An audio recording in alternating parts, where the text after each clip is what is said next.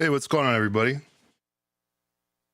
Welcome to this. It's a day of the week. It's one of those days. Good to see everybody in here. It has been. Whoa, hold on. I gotta kill the loop back here. Is that what I sound like? It's been a crazy. It's gonna be. It's a crazy couple weeks. I put a lot of effort into the video that I did a couple weeks ago announcing this system.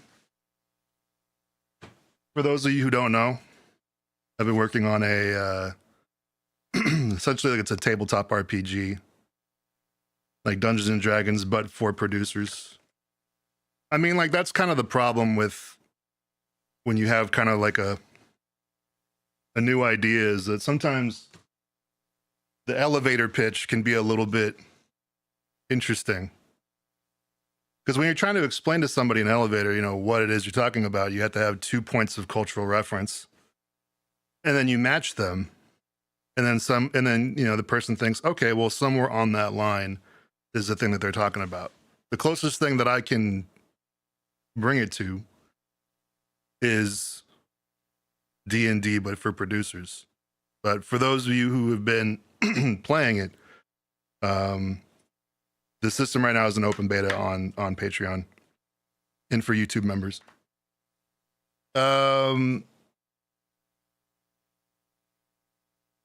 It's not so much that as much as it is like the Binding of Isaac, but for producers.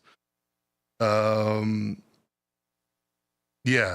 that's kind of that was like the hardest part, other than like you know, coming up with it. The hardest part was kind of trying to figure out, you know, how to actually, you know, pitch it to people.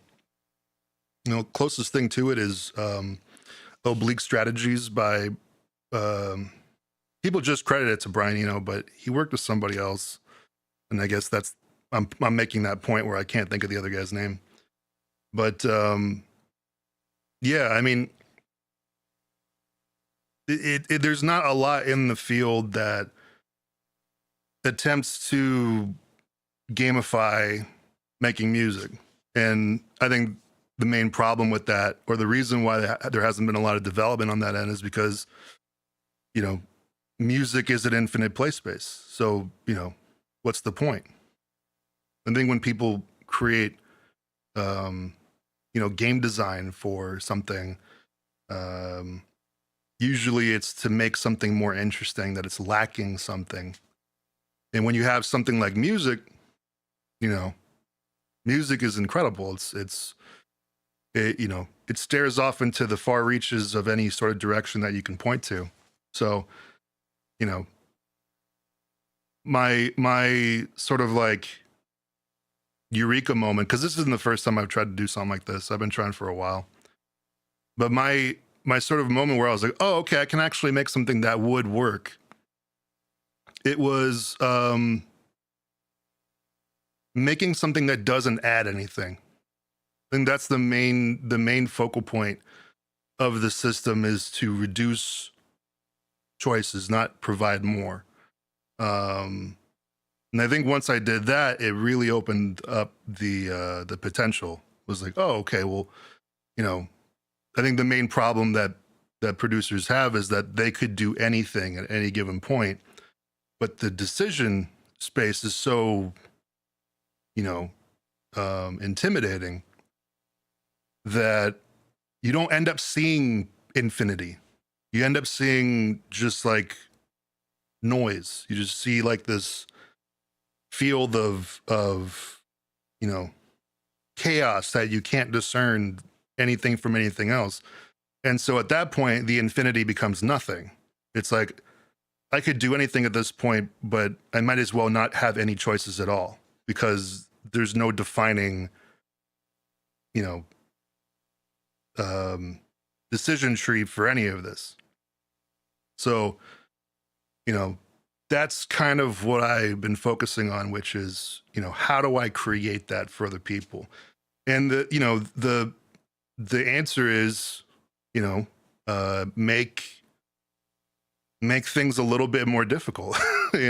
That's like not the answer that most people want, but it's true. The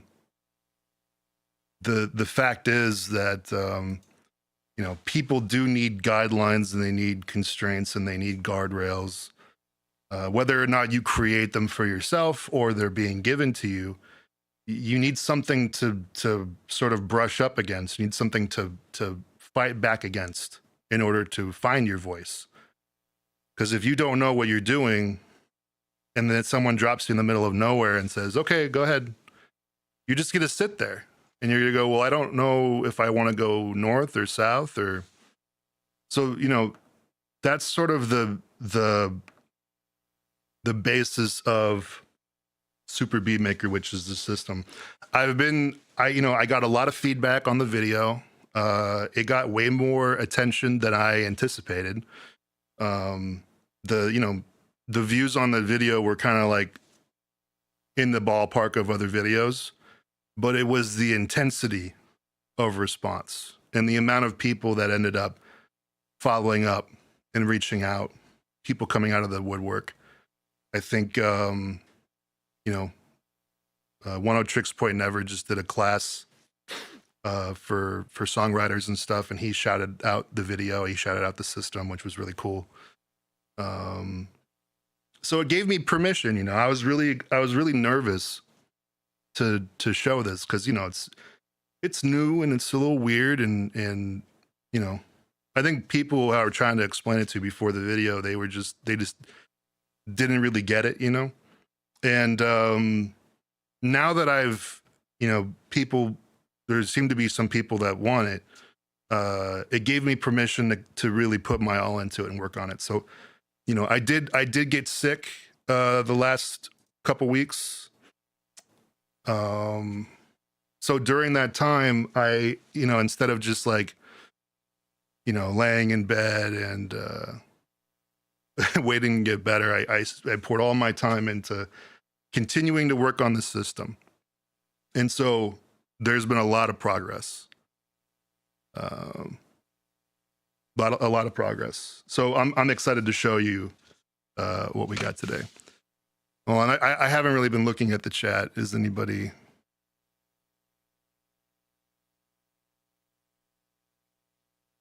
There's a lot of questions.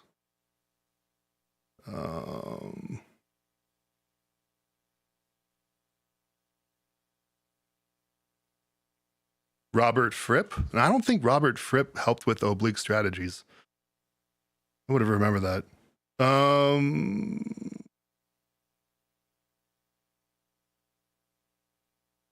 Someone said, when do you apply rare mutations? We'll get to that. But essentially, it's like a 1 in 300 chance. I call them rare for a reason.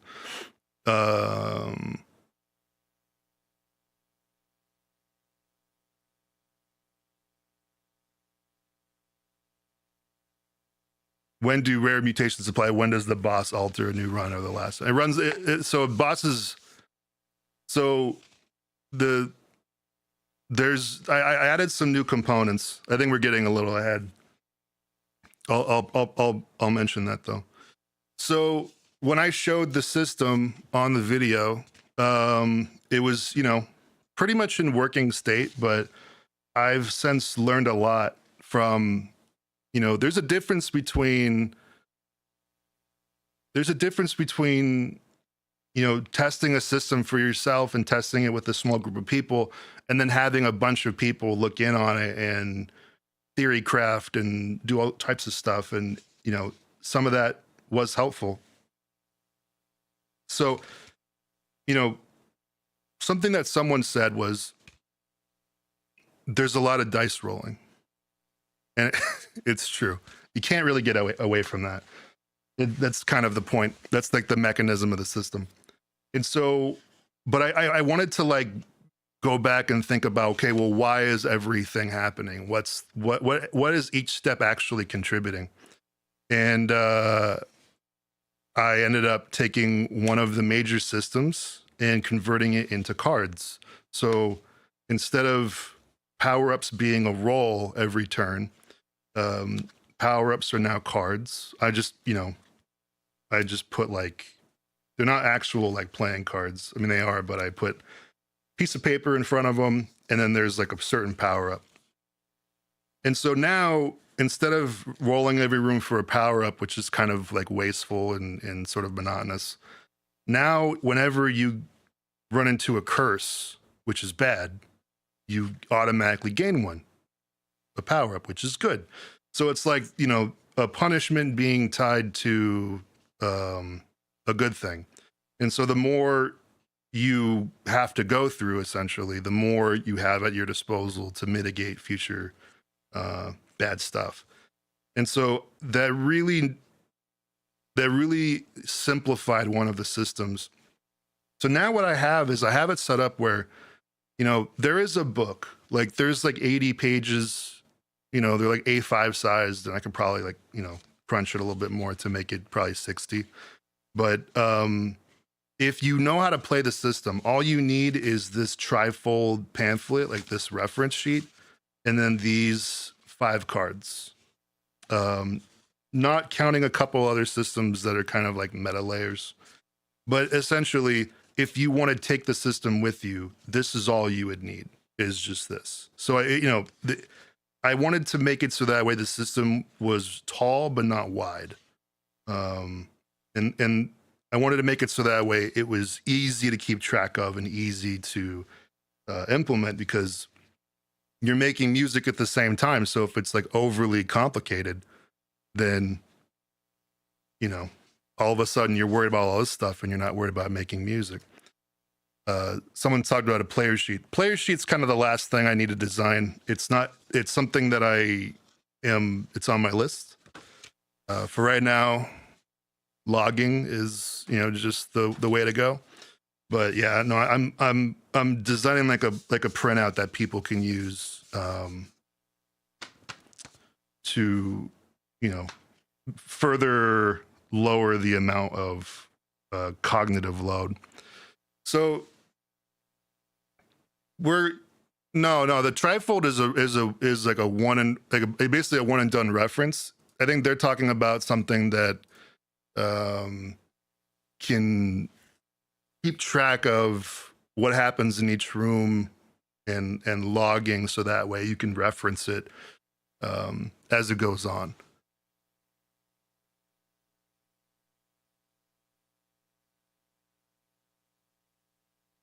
Someone mentioned a VST.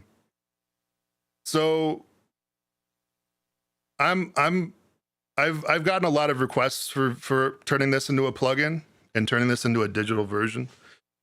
And my answer as of right now, and I think for the future, is no. Everything is being turned into a plugin. Everything's being turned into a program. Everything is meant to not take up space and to be, compartmentalized to the point where you don't even consider it. For this system to actually work, you have to interact with it physically, because it forces you to take seriously what it's asking you to do. I already know what's going to happen if I turn it into a little window, which is you're going to roll. It's going to ask you to do something, and you go, I don't want to do that. Let me just redo it. I don't want to do that. Hold on. And then you just do this. You know what I mean? Which completely undermines the system entirely. So, I do think on some level that the media is the message. And I do think that it reinforces what it is. I do think that it reinforces the system. It has to be taken seriously. And if someone's like, well, then this is a accessibility issue. I don't have the space or, the money for cards and dice.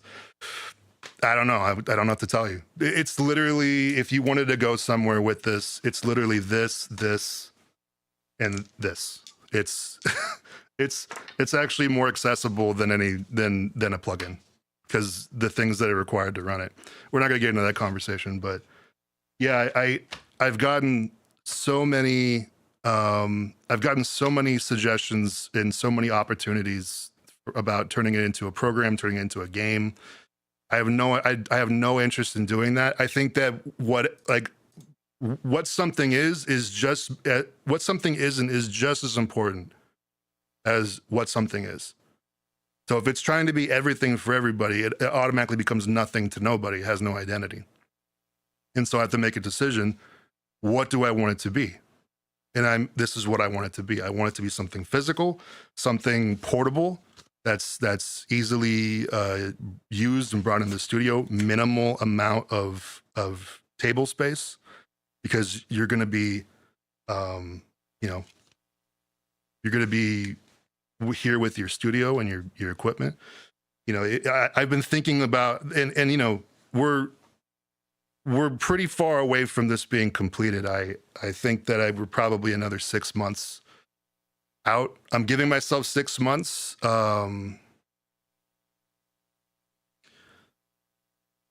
It may be a year, it may be 2 months, but I don't want to rush this. I want to, because there's nothing like it. There's no other games or systems for me to compare it to. I need to iterate on it really vigorously and play test it a lot. You know what I mean? And constantly think about what is this serving? Is it getting in the way of the music?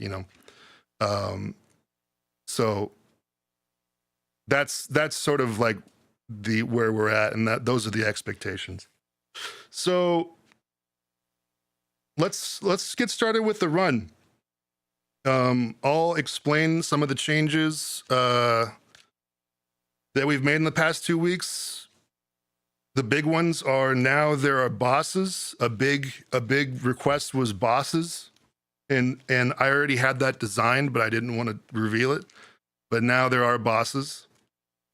They're not like enemies that you can kill, like I programmed this kick drum that takes away 10 of your HP. I mean, that would be fucking stupid. But what they are is they're like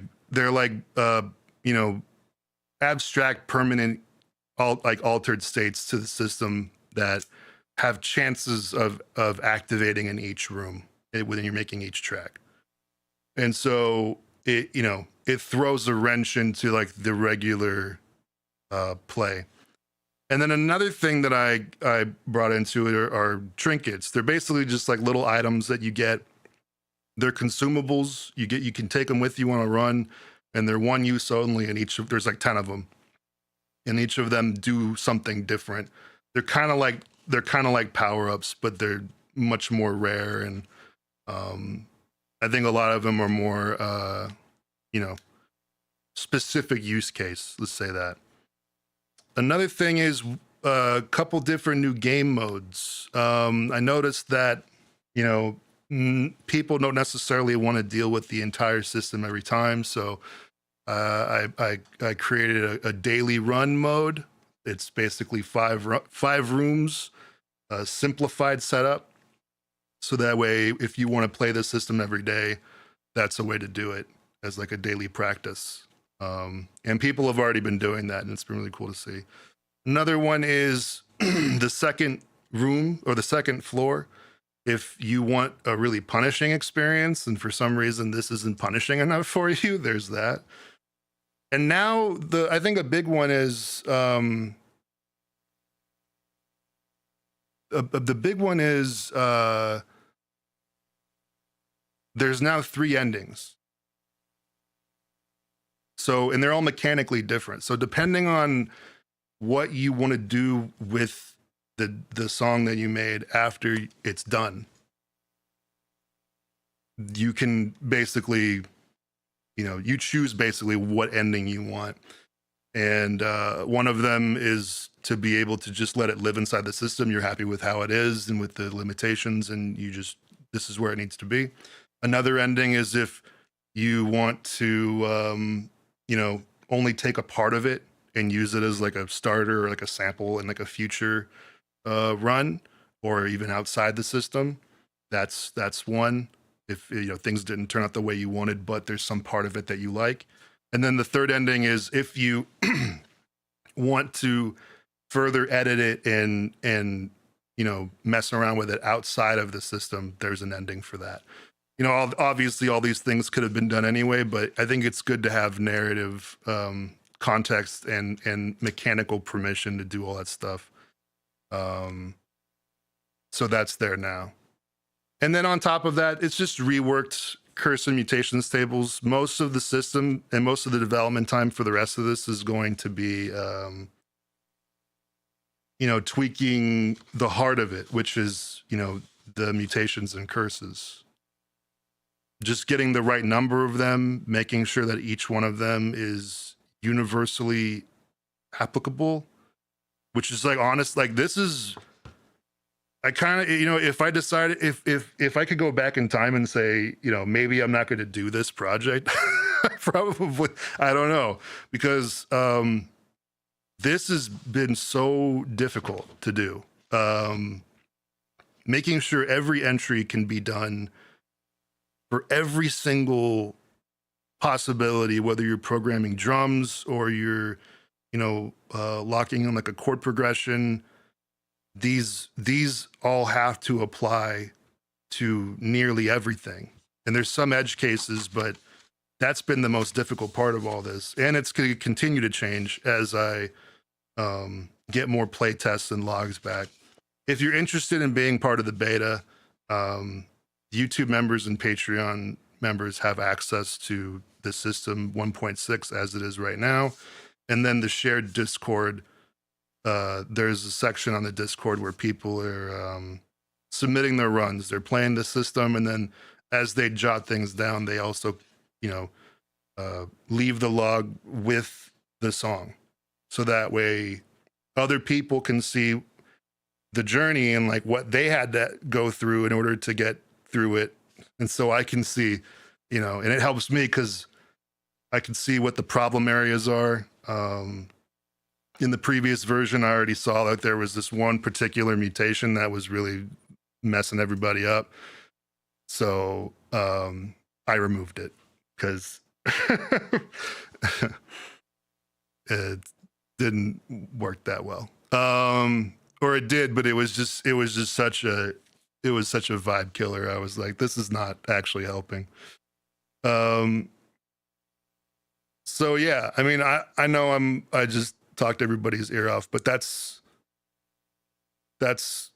kind of the state of it right now. And then we're just gonna run this real quick and see what happens. This is a stress test. Like I said, this is still an experimental system. So if we run into, something like a problem, I consider that a good thing, because that just introduces another edge case that I have to program out. So, if it ends up imploding, I think that's also good information for me. And then this is, I think this will be a good frame of reference for anybody who's interested in seeing how this works.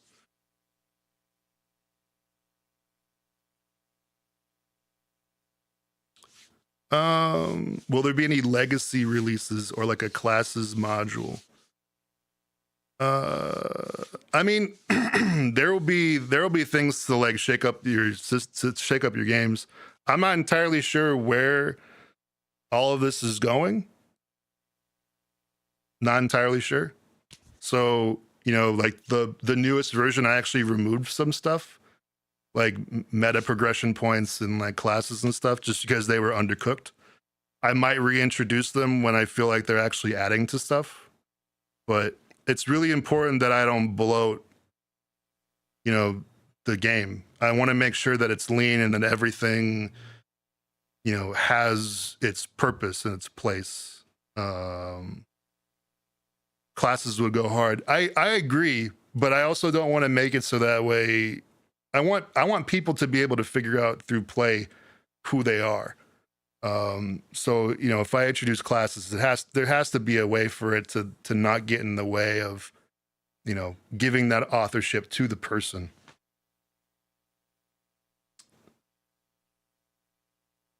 Are there any DAWs or musical approaches you think the system won't work as well with? For sure. This system works best with digital audio workstations and digital audio workstation adjacent machines like the MPC and the Machine or Machina. I don't know how you say that. When it comes to more limited hardware and limited software, you're going to run into limitations. This system will reveal to you, where the weaknesses in your hardware live, because it's going to ask you to do something and you go, well, wait, I can't do that. But I think that's also where some of the modularity can come in later on, if people want to step in to create tables specifically for trackers or, specifically for like the SP404. Be my guest.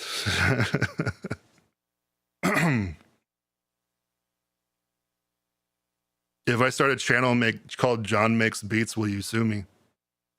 No. I wish you the best of luck.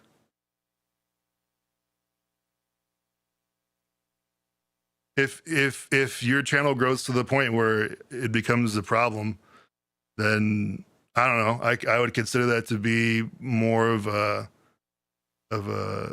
proof of your tenacity.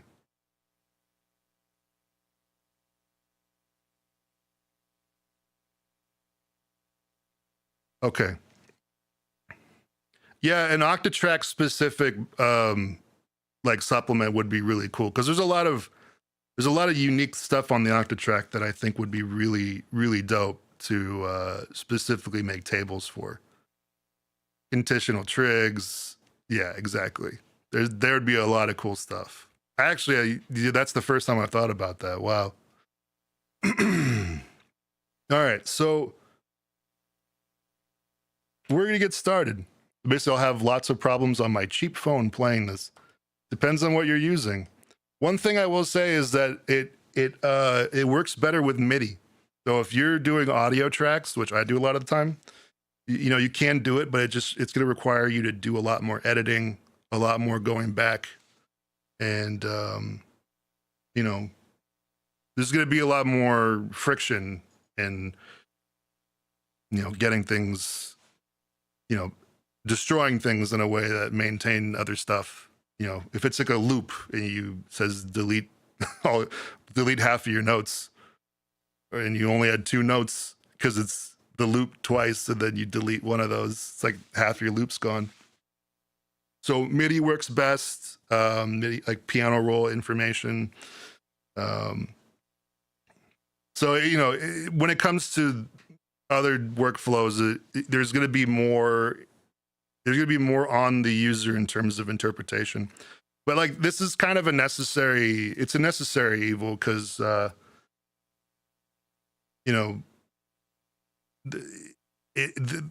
trying to design a system that's for an infinite play space.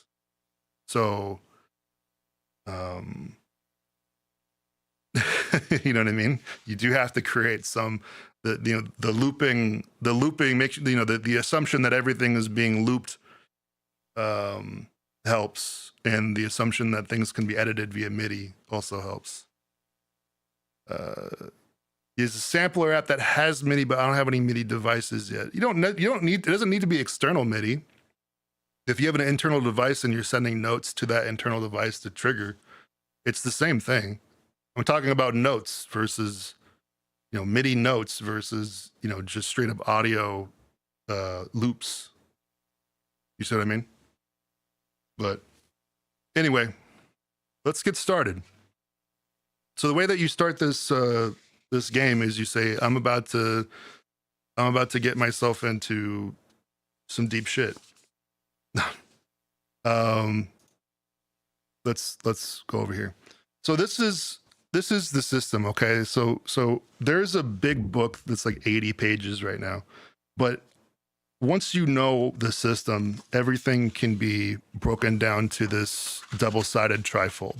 And most of this is tables that you need to reference during the game. But the front of it is, this is the flow of play. And then these are just like reminders of various rules that, you know, are easy to forget if you're just getting started. So this is the way it works. Every beat is made up of layers, even if it's just one layer. If you're like sampling and you're chopping a sample and then that's your beat, that would be one layer, right? But if there's sample and then there's also drums and there's also a bass line that you played, and then there's also like effects like, you know, vinyl scratches, that's 4 layers. So the way this game works is every room in the dungeon is a layer in your beat. And so each dungeon is going to be a different amount of rooms. So you're not forced to do, you know, 20 rooms. You're not forced to do 5. If you basically just go as long as you want, barring any other forced things that happen based on effects. So if your beat's going to be 8 layers, 8 tracks as they're referenced in the game, then your dungeon would be 8 rooms. And so this is what happens in every room. It looks like a lot, but it's not. Every step is actually very short. So you enter the room. I think that's more legible. You enter the room by creating a track. So every time you enter a room, that's how you enter the room, is you create a track. Before you do anything else, you declare what kind of track it's going to be. Is it going to be drums? Is it going to be a woodwind? Is it going to be a vocal? Name it. And then you check to see if the room contains a curse. Okay. If it doesn't, you move on. You roll for a mutation, then you compose the track, and then the room finalizes and you move on. There's 3 things that are the main parts of this system. That's mutations, curses, and power-ups. If you know those 3 things, then you know 90% of the system. Mutations are compositional constraints that are about to be affecting what you're doing right now. So if your current track is going to be drums and you roll a mutation and it says, you know, can only use 1 sound, then in that room, you have to abide by that. And that's pretty straightforward. Curses target previous tracks. So if you're in room 5 and that room's cursed, that curse targets a previous track, one of the 4 previous tracks. And those are damaging or affecting things that have already been set in stone that you can't go back to fix. There's 2 types of pressure in this game. There's one that's going to control what you're about to do, and then there's one that's going to affect what you just did.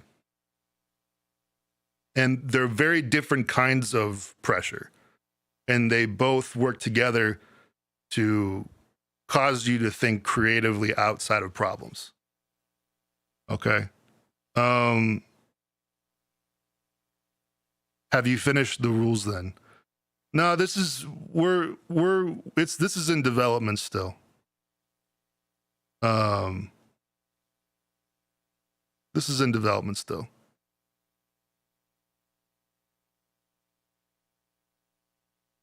I need everybody to be patient. I need everybody to chill, because I want you to try doing something like this. So that's the way a room goes, and then every room that you do, it's the same thing, and then you're done when you're done, right? So let's get started. The way that you start is you just start making a beat. That's really all you have to do. To enter the dungeon, you create your first track. Okay? So let's actually clear the plate here, because we already have one here. So I'm going to enter the first dungeon, or the first room of the dungeon. I want this to be, let's say piano. Okay?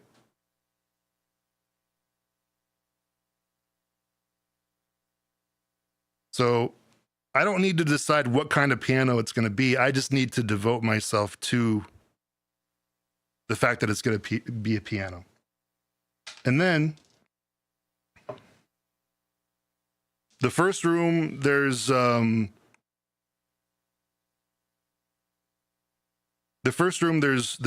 it's pretty simplified because there's a few things that you don't have to do. So the first track that you make, all you got to do is roll your mutation. So most of the, oh shit, man.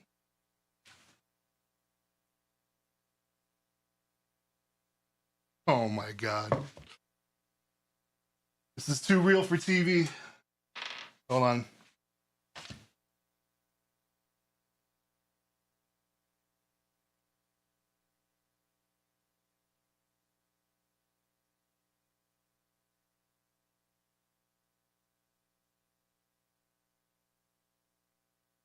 Okay, that was fucking funny.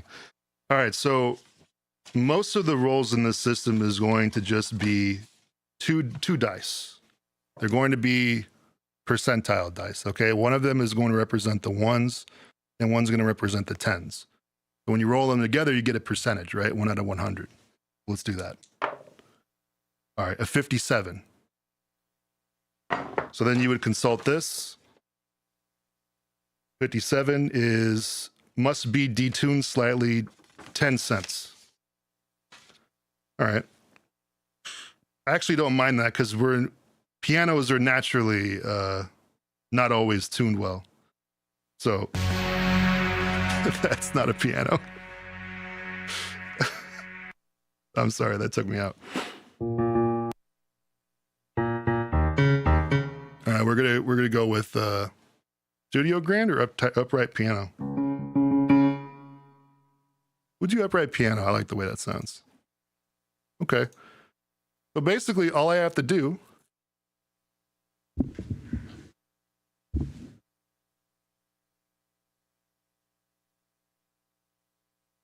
is just come up with something.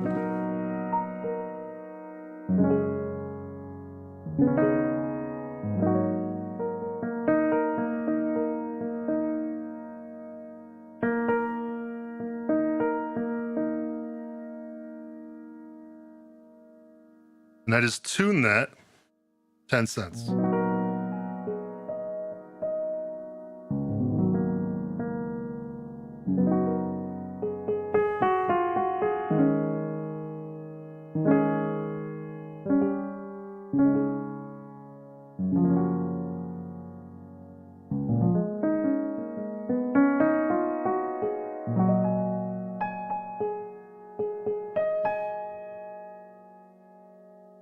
So I don't know exactly what I want the progression to be right now.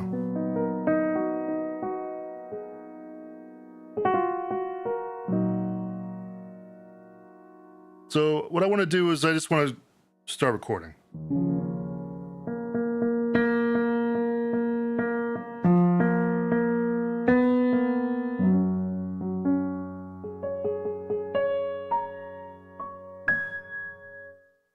So you make a different song depending on choices you make.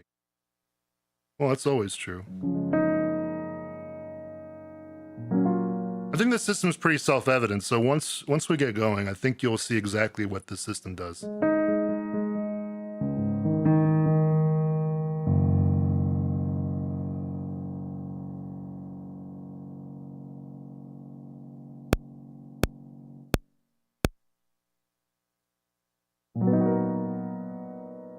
We got Spell in the house. What's going on, man? How you doing?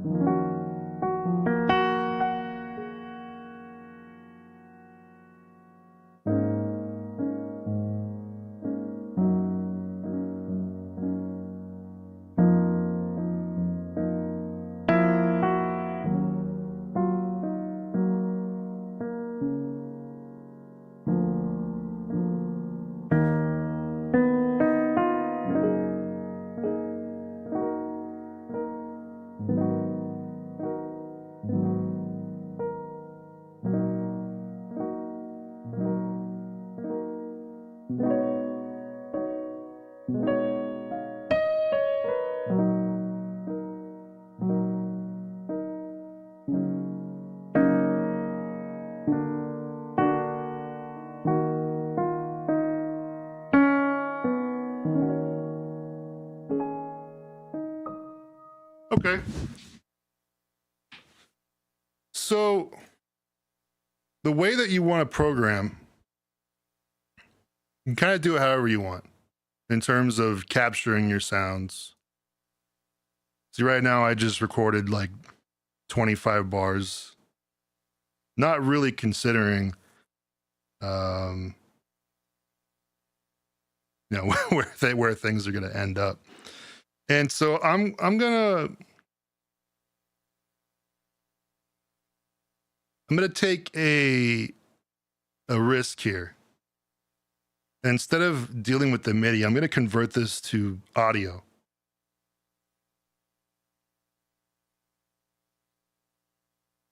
So we're gonna bounce all this.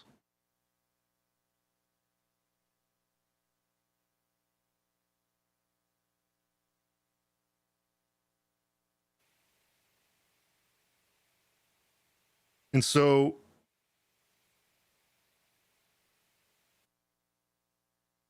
let's bring this in here.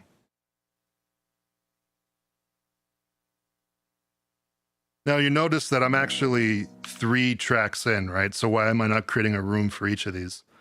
Well, one of the rules is that however many tracks or however many things that you need to process the sound, it's all one thing.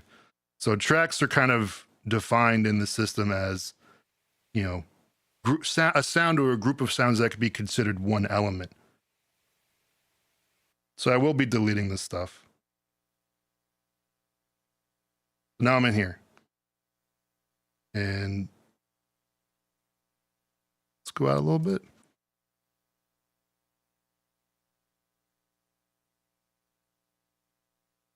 Let's actually chop this up.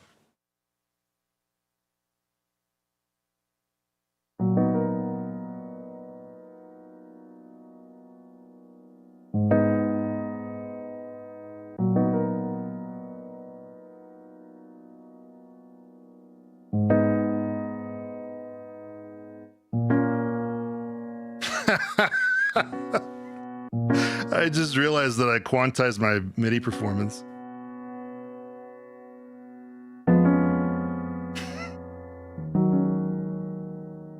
Oh no. In the spirit of this, I'm not gonna fix that. Actually kind of sounds kind of cool.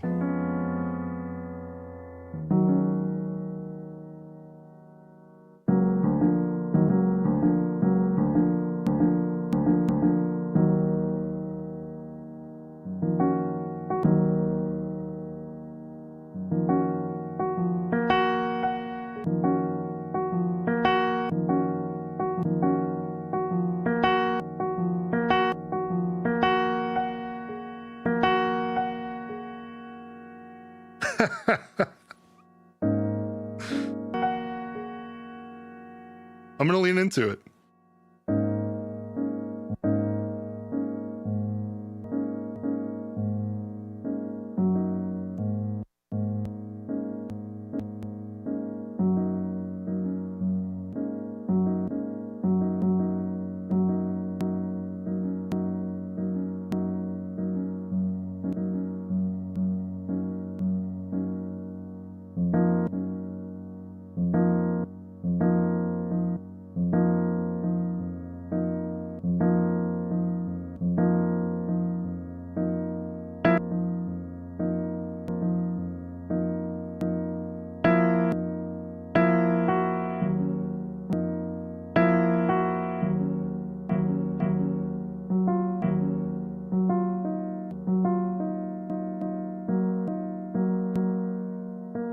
You know what's funny is I'm inadvertently showing you why this system works by leaning into an accident here.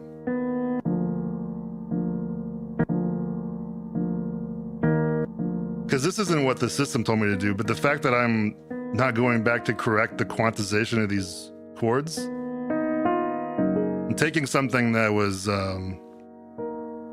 not intended.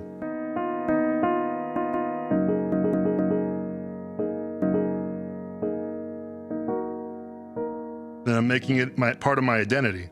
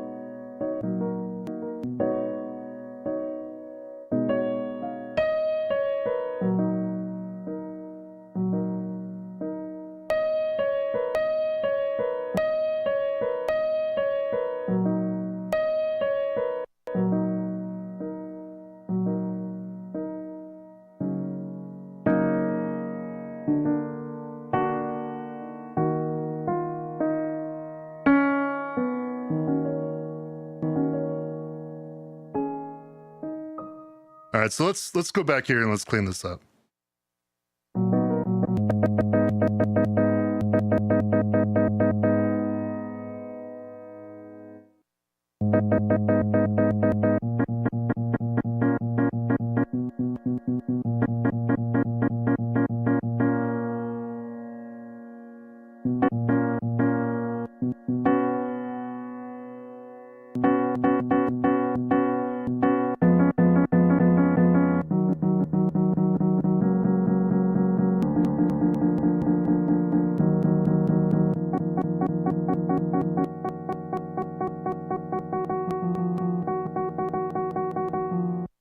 Oh, did anyone catch the name of today's host? It's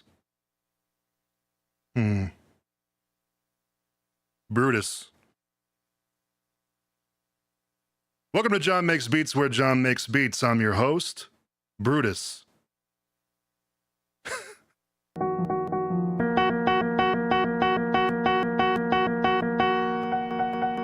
My friends call me Billy.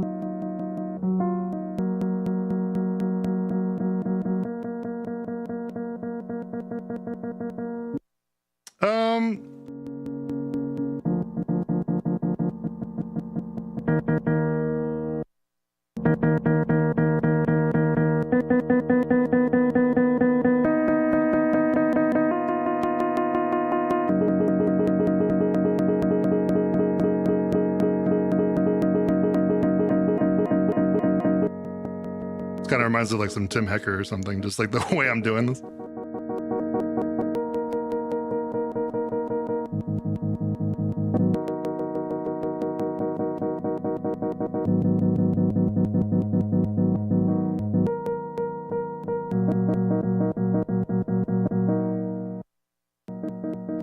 We're almost done here.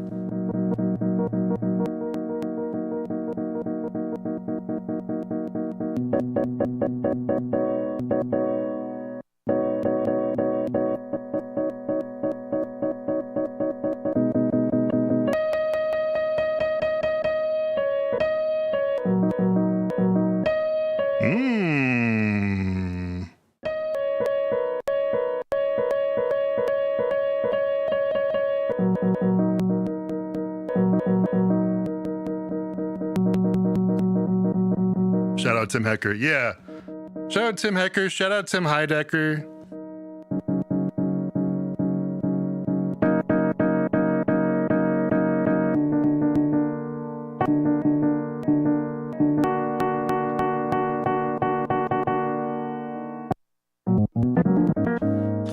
So what I want to do here, because this is the constraint I had, was I had to detune it by 10 cents.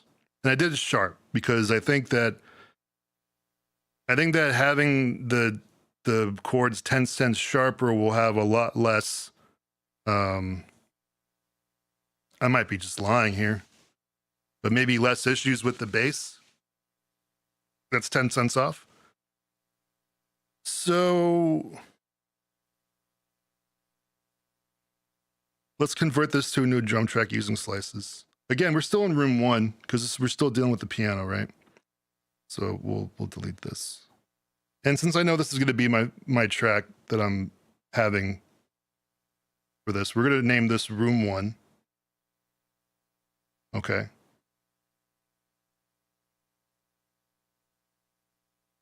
But it might sound bad if I leave it at the tune it is. It's a little full-bodied. I otherwise would like that, but because we're dealing with a detune here that I can't control, and it's not like a cool wobbly detune, it's just you know, the uncool constant detune. We're going to pitch this up because pitching it up will sound worse if I'm still having the bass in the bass register. We'll make sure that this is actually all tracks.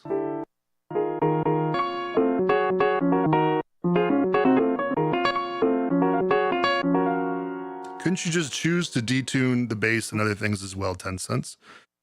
You could, but you know, in the rules, there's basically like a catch-all phrase that says if you're metagaming to soften the intent of any of the mutations or curses, it goes against the idea of the game. Because I mean, honestly, any of these things could be metagamed, but the point of the system is not to try to outsmart it in terms of technicality. You don't get anything from that. You don't learn anything from that. The point of it is to outsmart it creatively. So to still maintain the constraints within the music while at the same time honoring what it's saying. And that is sort of the loosey-goosey thing that needs to be there when you're dealing with as such a wide decision space as music, right? There's no way that I could force people to not do that. But I can say that's not in the spirit of the system, right?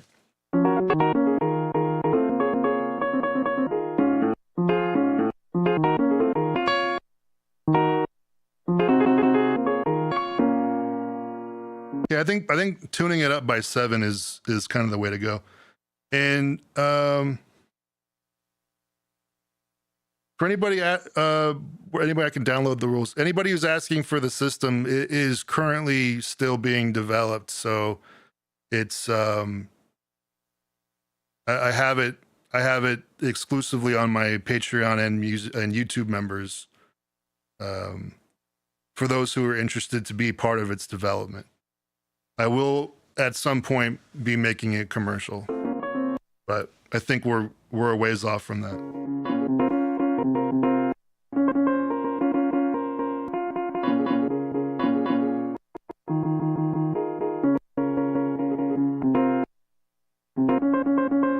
Okay. I think I have a lot to work with. I'm going to do a couple things with the effects.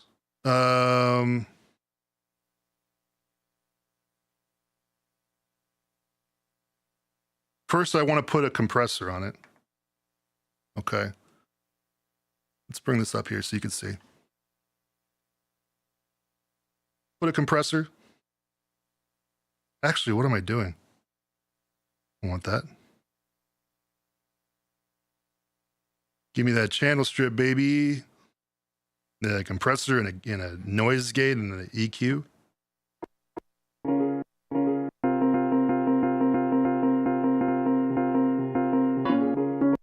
I'm basically making it so that way the louder parts and the quieter parts are more level. You can see like this. You see like this meter coming down. Just shows you.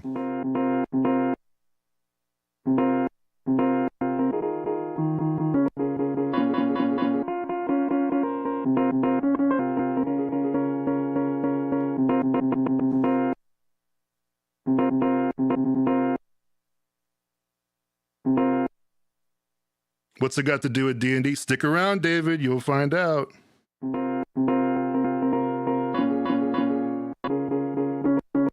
If anyone doesn't know what's going on, the latest video on my channel goes through the concept of it.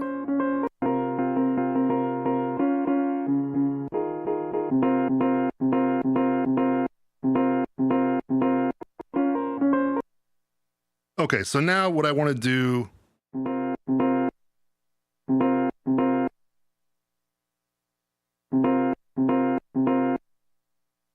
I'm actually going to time stretch it too.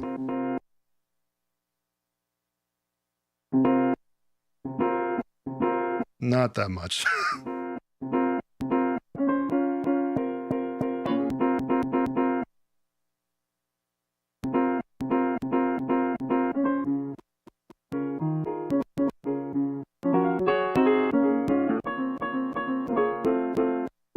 Actually, we're going to turn off the time stretch. That was a bad idea.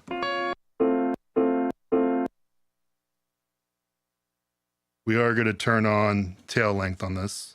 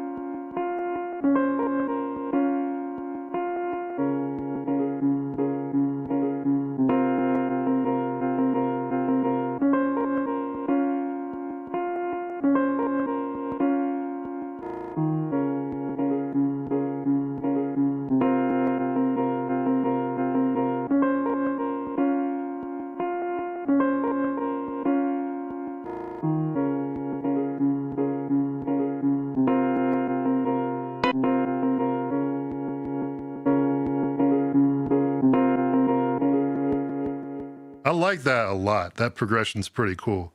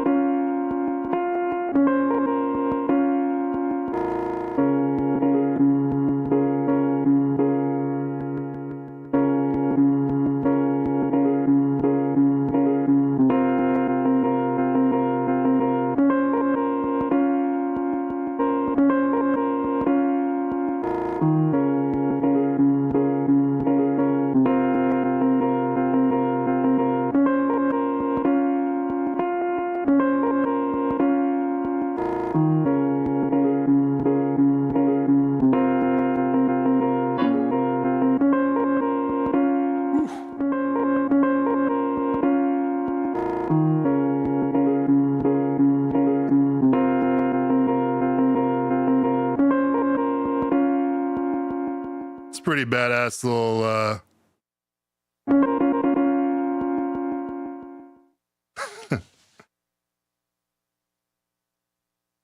What do you mean, this one?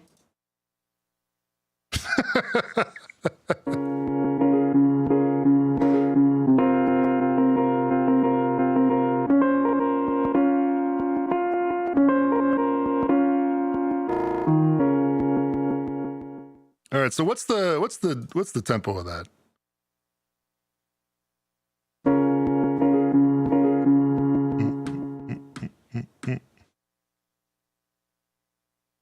All right, that's close enough. We'll call that 87. Now let's get the metronome here. So I think this is 4 bars, right?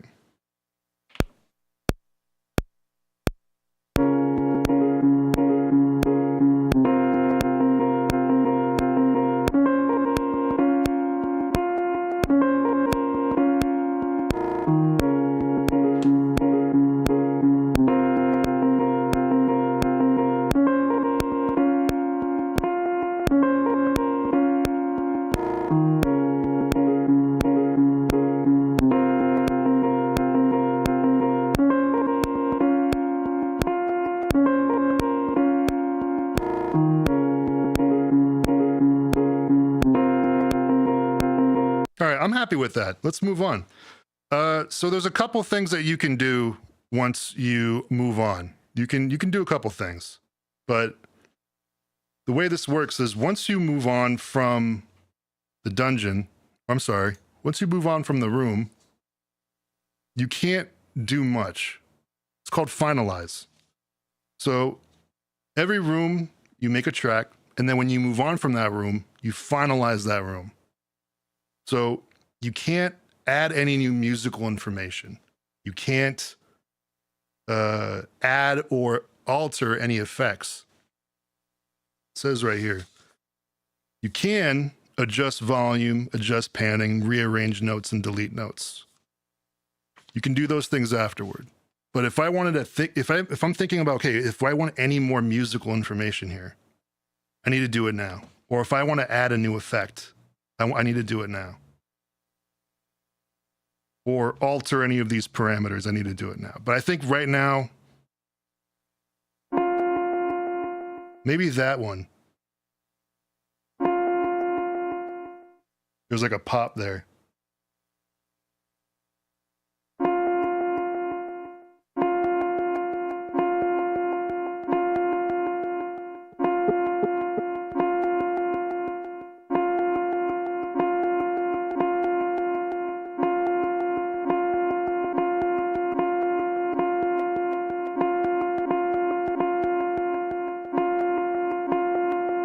See, this is something that Akai can do.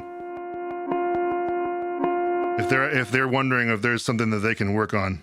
I've already mentioned this to them, but forcing loop points to not click, to match amplitude points. Ask them to do that.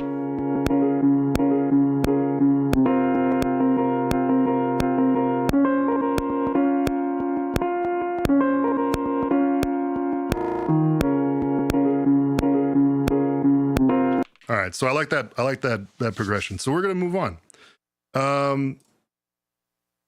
Now that we did the first room, we finalized, and now we move on to the second room. Now this is sort of where the game comes into its fullness, because now you have to roll for curses, and now you can start getting power-ups. The first room is kind of like a setup where we limit the chaos and the amount of things that can go wrong, right? The first room's kind of like a preliminary room. So let's move on to track 2. And I think I want to make this drums. So we're going to make track 2 drums. Let's go back here. So there's a couple things that we need to do here. First, we need to declare the track type, which we just did. Drums. And then we roll to see if this room's cursed. This is the first time we roll to see if there's a cursed room, and it's not. Anything above a 70 is cursed. That's a 61. There's a 30% chance of there being a cursed room. But you also don't want too many rooms in a row that don't have curses, because that's actually worse. We'll get to that if that shows up. So now that we know that this room's not cursed, let's roll for our mutation. 66. So what constraint do our drums have? Must use the last room's sound source, but still honor this room's track type. Okay. Let's get rid of this. So I have to use this piano, but I have to turn it into drums. All right, so we're going to duplicate this track.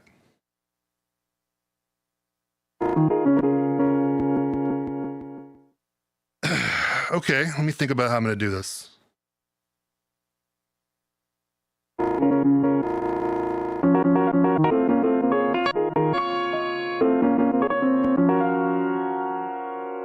Well, first thing I want to do is I want to shorten the envelope, right?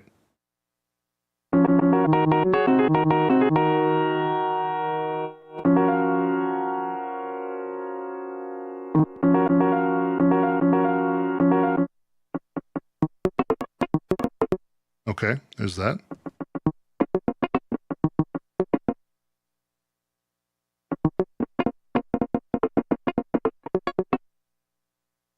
That doesn't get me where I need to go. So let's go into the effects and see if I can get this sounding a little bit more like drums.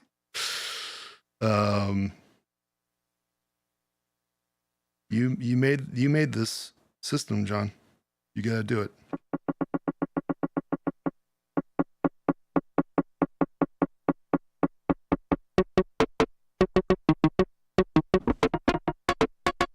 Okay, that's a start. And then what I want to do, maybe air transient.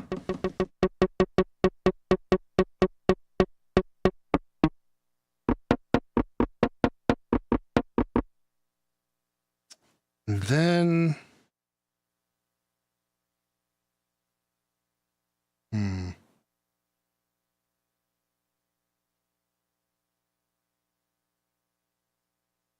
I'm trying to think about what's going to help me out here. A multi-band filter bank, which I don't own.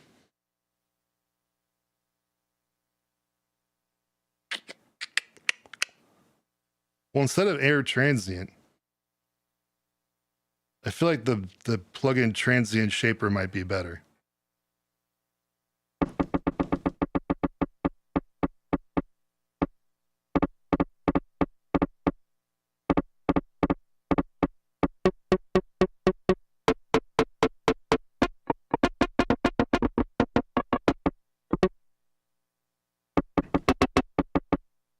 I think it's going to come in handy for us to be able to affect these individually, so that way one can serve as a kick and one can serve as a snare. I'm trying to come through and see. And that's a pretty badass. That could be a good snare right there.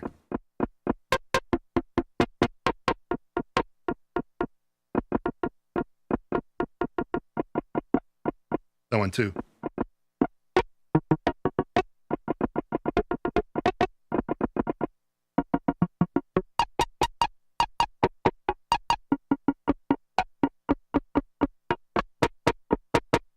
No, these... That's a good one right there. This is C2. All right, well, let's increase the volume on this.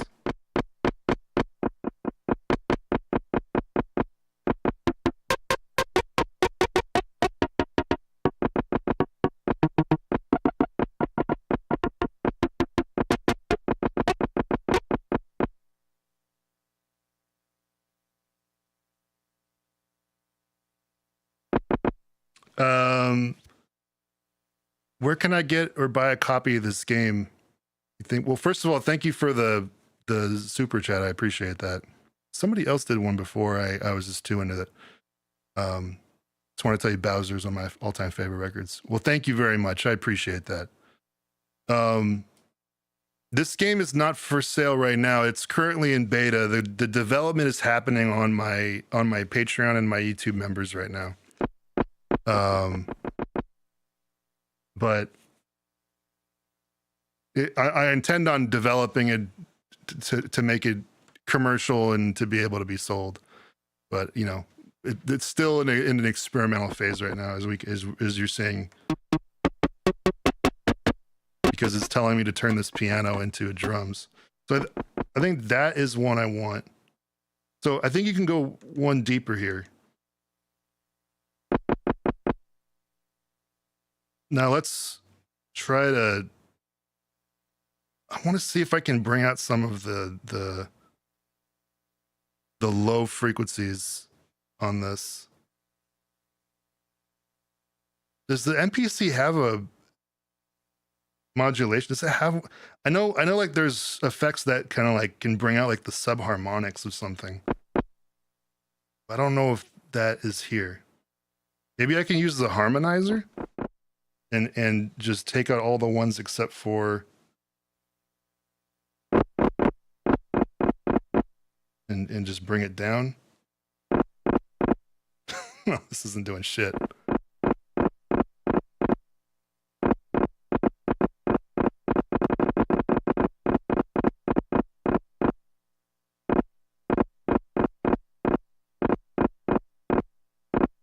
That's doing nothing to me.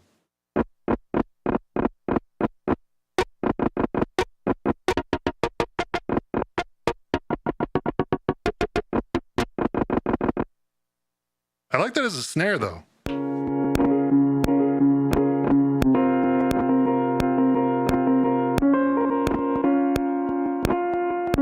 Let's just record that for right now.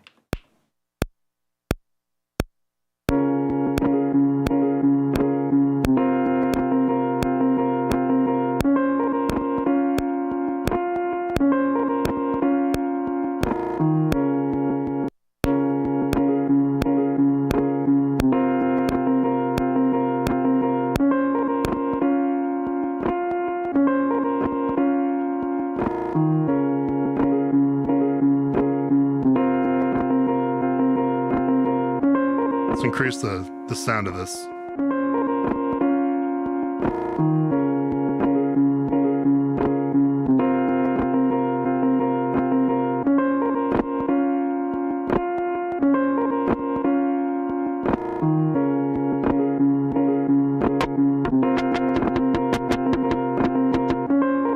Let's pitch this one down.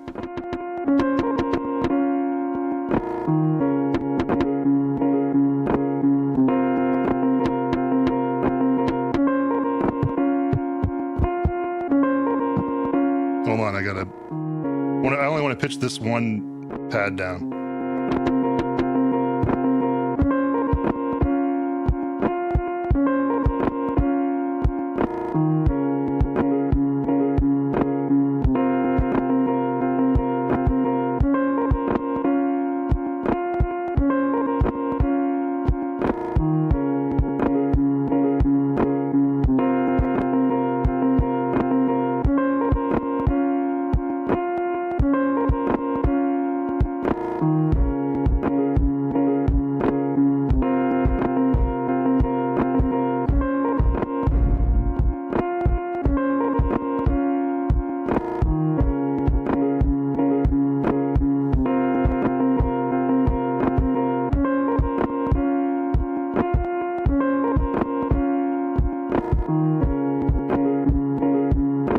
So let's tap that in.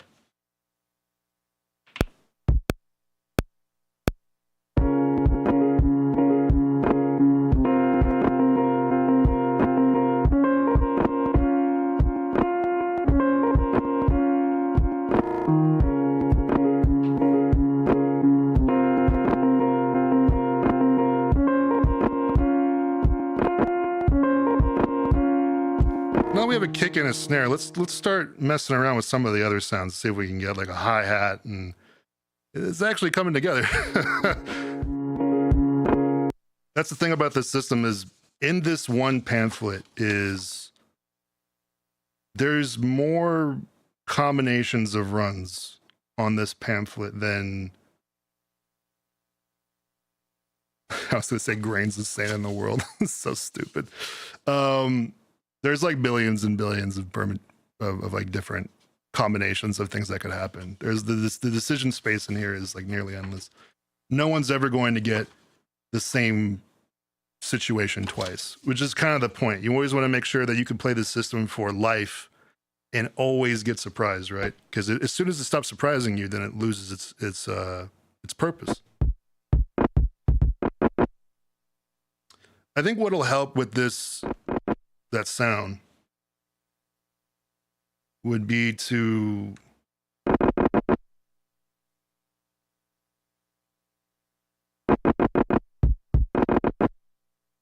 maybe a little bit of a reverb on this. It's not a little bit.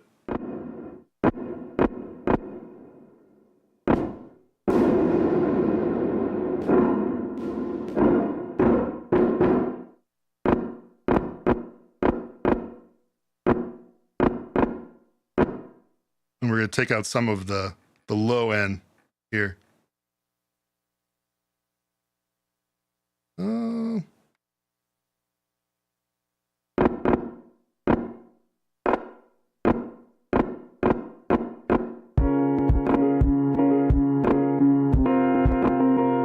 And to make this sort of like hit a little bit better, we're going to go back to the first room. We're going to change this to room 2 because that's what this is. So if anybody's new in here, I'm playing this RPG I made, and it's telling me that the drums need to be made from the piano of the first room, so that's why the drums sound weird.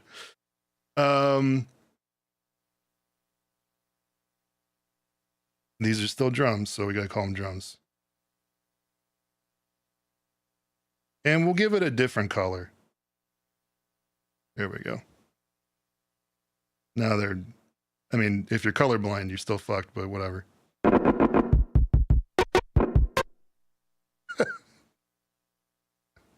Can you make a hard beat?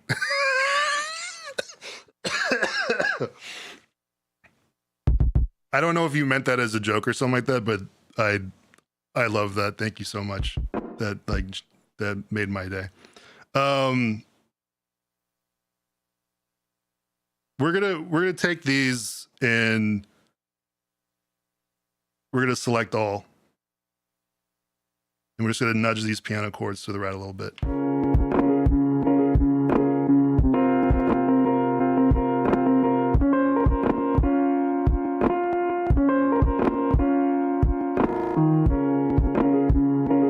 There's a little bit more bounce to that.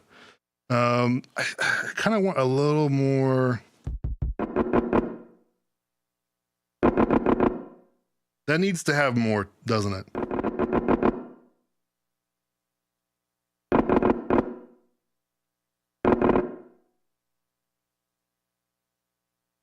Needs more high end.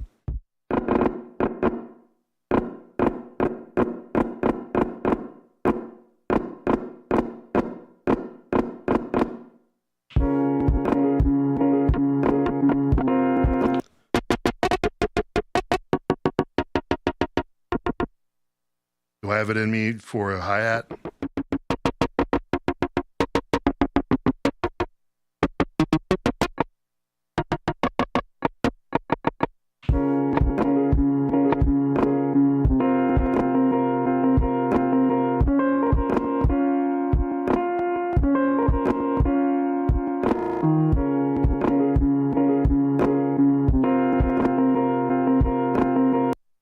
We're gonna turn the first room down a little bit to just, I need more dynamic here. The drums need to poke through more.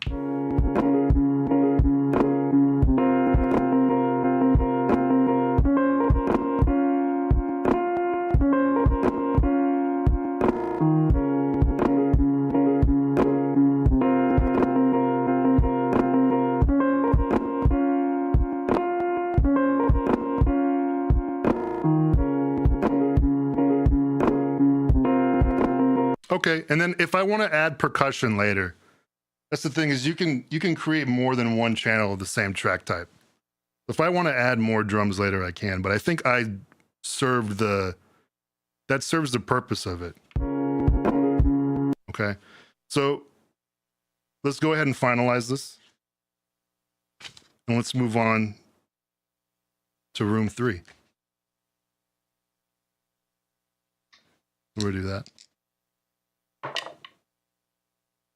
55. I don't know why I rolled that before I thought about what track type it is. I guess it doesn't matter because I don't know what that number is. So room 3, we're just not going to make that roll count because more things need to happen before that happens. So I think,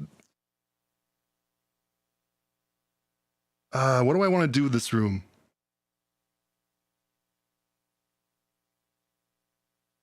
I want like an acoustic guitar.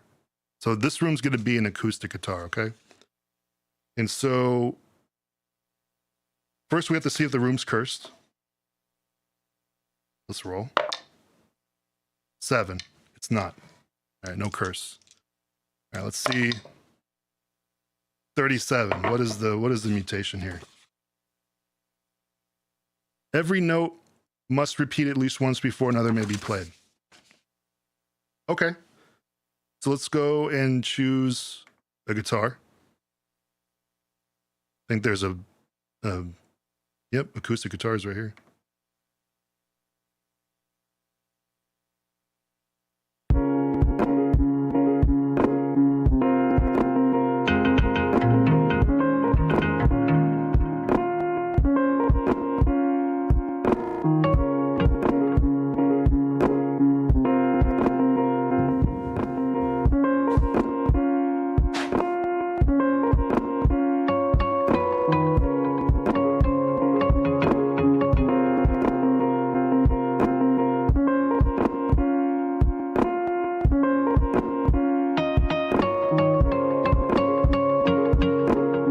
The mutation, I have to play each note at least twice before I move on to the next note, right?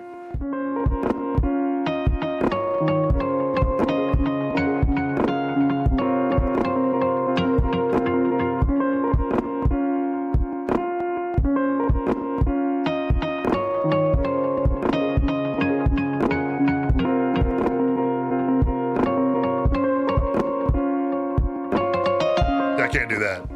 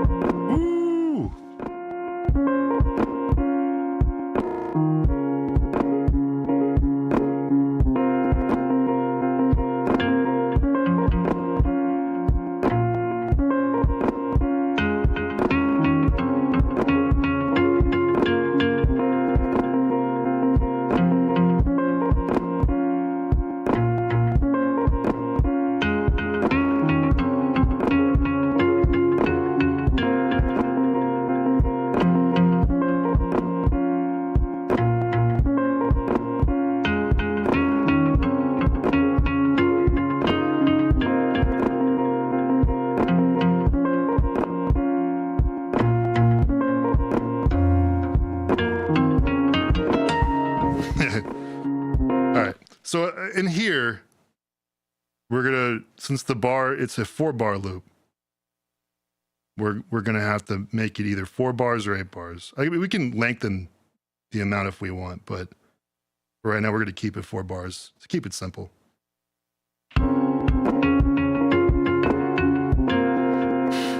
I had time correct on. Let's do that one more time.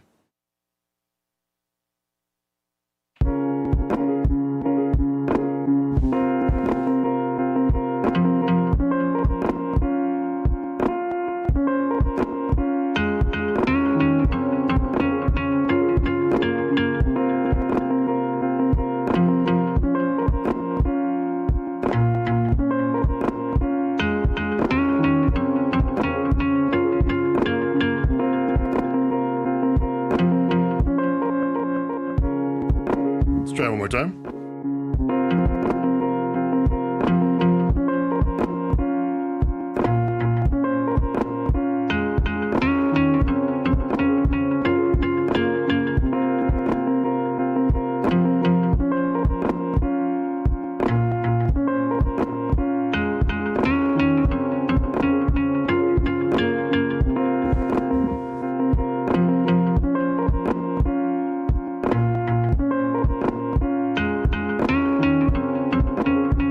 Okay, we have that. We're going to lower the volume of this a little bit.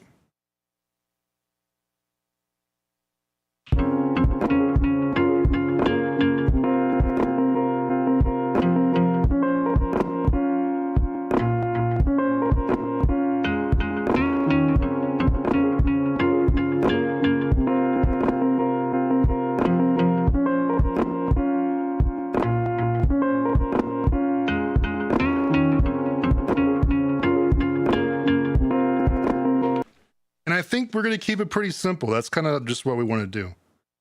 So we're going to move on. That was room 3. Okay, and we're going to name it room 3 just so we can keep things under check.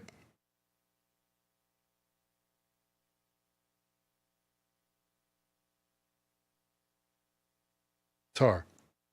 Okay. So now let's enter room 4.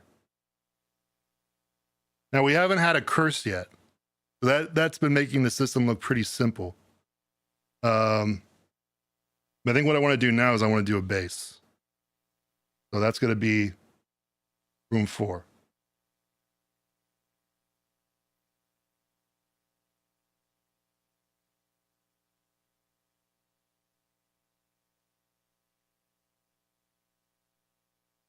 Okay. And now that we're in this room, let's check to see if this room is cursed. 76. Okay, this room is cursed. So this is the 4th room. So each of the rooms previous. Damn, you got a lot of expensive equipment. You must be new here. Yeah. I don't buy like shirts or clothes or anything. That's all I spend my money on. So this room is cursed. Let's see what that means.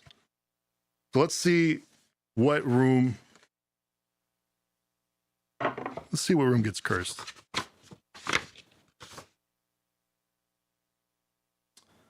With the roll on the target tables to see which room gets cursed, okay? 31. That would be the oldest track. 57. Yeah, the oldest track. So it would be the piano. Okay. Not a big fan of that getting cursed. Let's see what happens. 77. Select one effect. Reroll the wet percentage intensity. Okay. Well, let's see what's on. Okay, so it's just a channel strip. So I think probably the most interesting thing would probably be I'm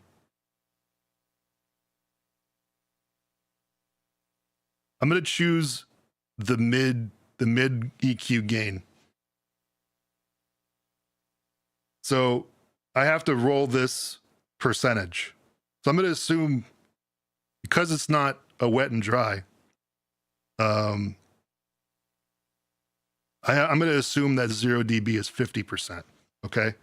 So if I roll less than 50, I have to cut the mids. And if I roll more than 50, I have to increase the mids of this piano. 83. Oh, shit. That's not good. So it's 18 dB, right? I'm going to go ahead and say about that. Oof.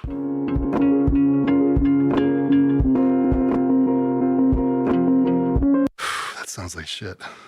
So we're gonna lower the piano.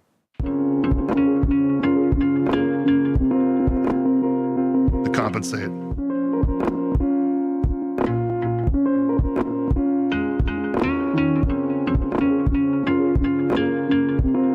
Okay, that's not too bad. It just means what this is making me think is like there was a portion of the frequency of like the information and the music that those pianos gave me that aren't giving me as much because I'm having to compensate for that increase in the EQ.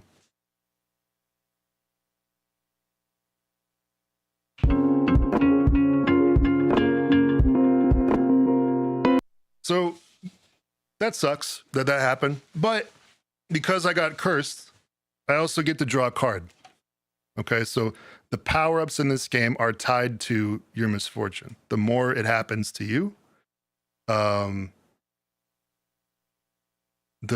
more weapons you have at your disposal to mitigate the stuff. So let's draw the top one and let's see. Shapeshift, re-roll the current mutation. You must accept the new result. Okay, so if I hit a mutation in a future room that I really don't want to live with, then I can discard this and I can re-roll it. All right. Maybe if you want to curse a different track, you can re-roll, but have to stack another curse. That would be, oh, why'd you delete it? That would be interesting. But I think that would introduce metagaming, I think. And then I think it would put too much authorship on the person. Like if they made that decision and it became worse, then they'd be like, well, shit. You know what I mean? They get mad at themselves. But that's not a bad idea. Let me think about that. I like introducing the concept of more choices. So we have this at our disposal now. We can use this in the future room. But for right now, we just have the base. So let's get one of those.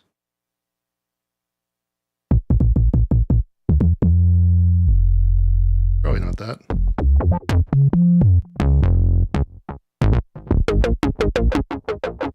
None. I don't like any of these.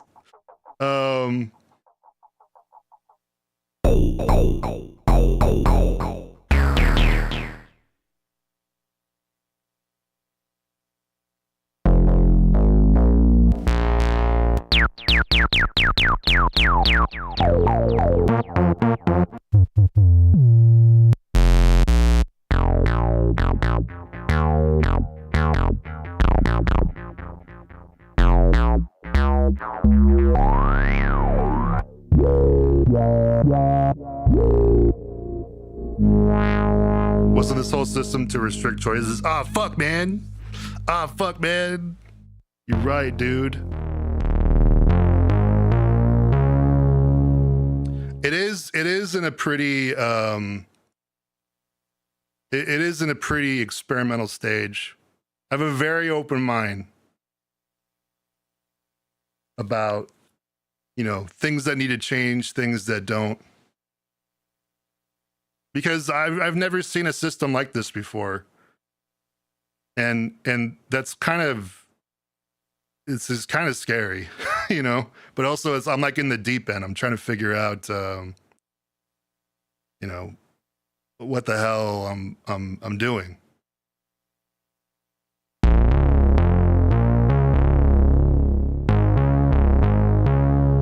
So I'm constantly thinking about what needs to change, what needs to stay the same. And that could come from within me, or, you know, man, these are all so crazy. What the hell?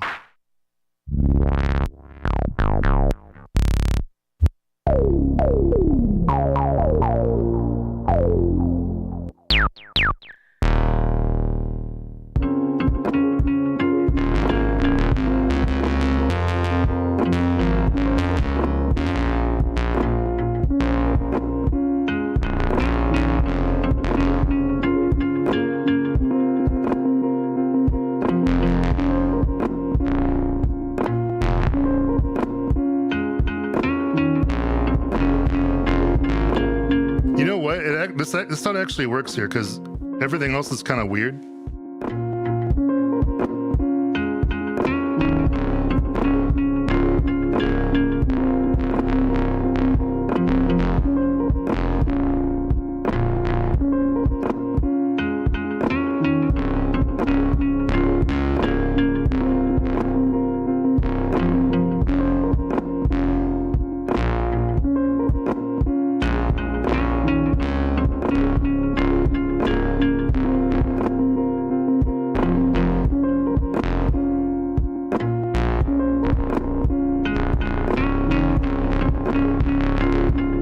It does need a different sound, though.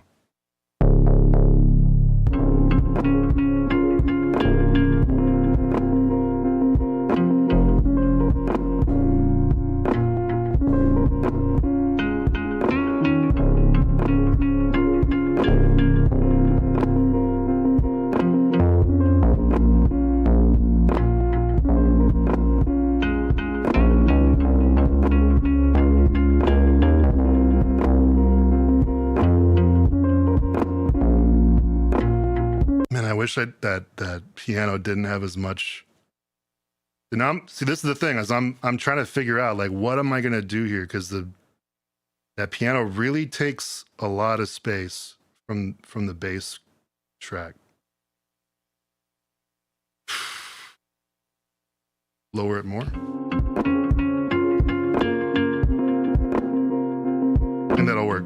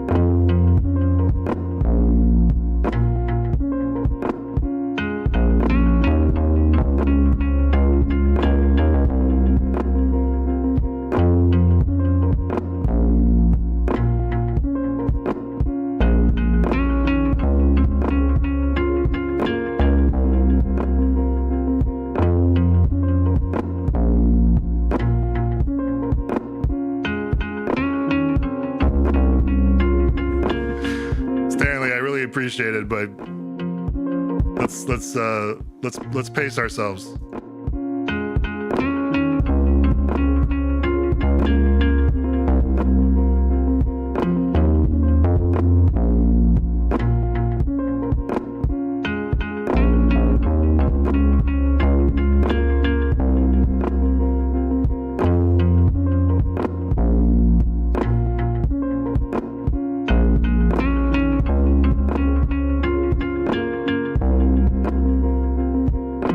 Too much with the bass. I think it needs to be sparse notes.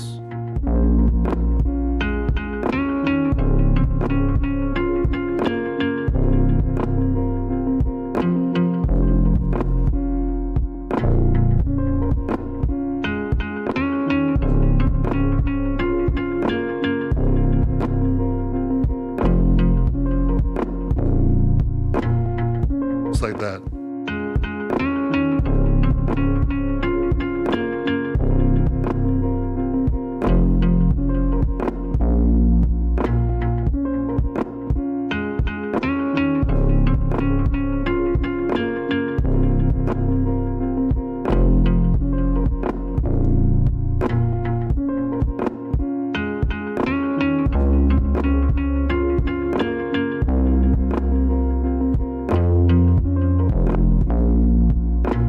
That's what I want to do. Let's record that.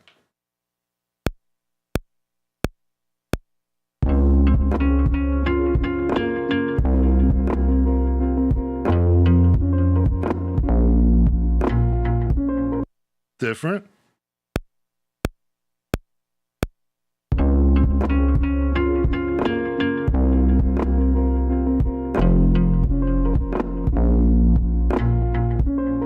That's it.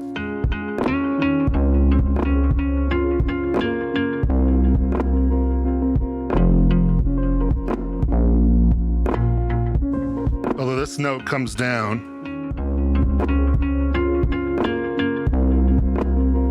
an octave. It just basically goes down, up, right? For this.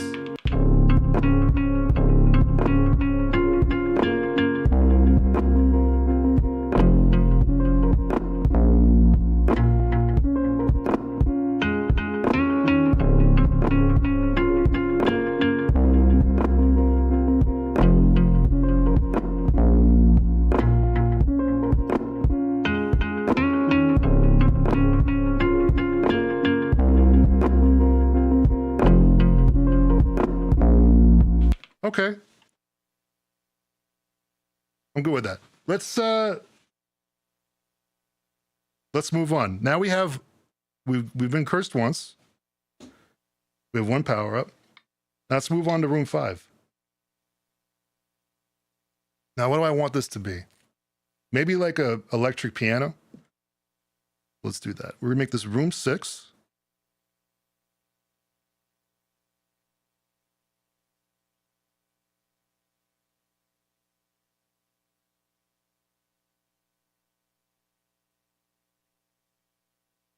Electric piano. Okay. Now let's see if this room's cursed. 54. No, we're actually getting pretty, we're getting off pretty good on that. Let's see what this mutation is. 47. The answer to the universe. Choose one effect that must be applied before composing and cannot be removed. No other effects. Okay, so before I listen to what I'm doing, I have to apply one effect. And I think what I'm going to do...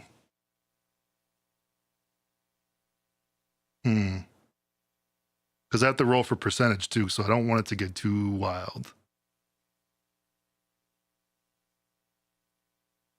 We're going to do this delay, this diffuser delay. I can live with that on an electric piano no matter what it is. So let's see what the wet dry percentage of this is. 81. Man, I'm getting mollywopped. I can't affect this other stuff, so I'm gonna make it really short and take the feedback down.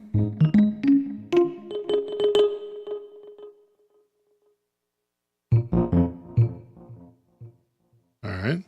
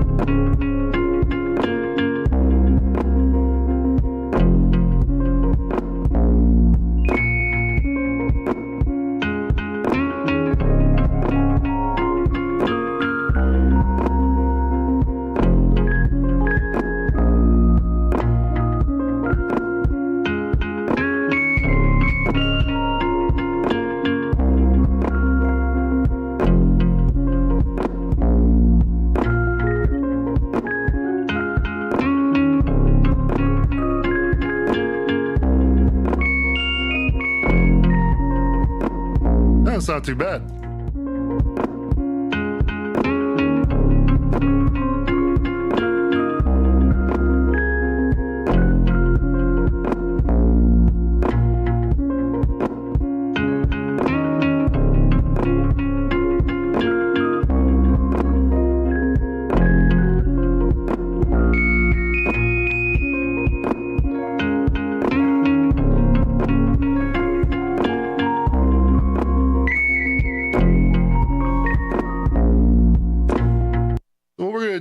First of all, I'm going to move us over to the streaming here because we're going to start moving around pretty quick.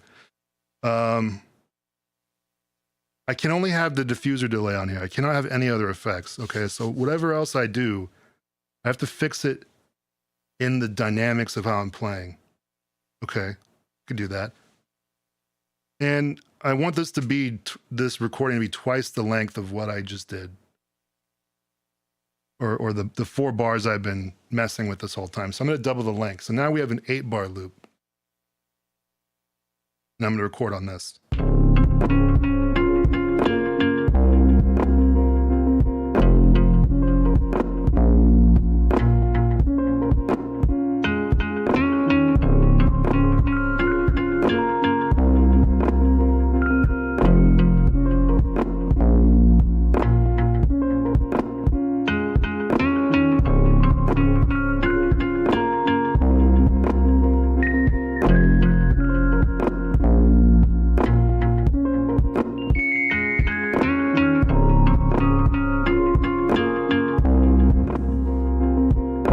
Something here.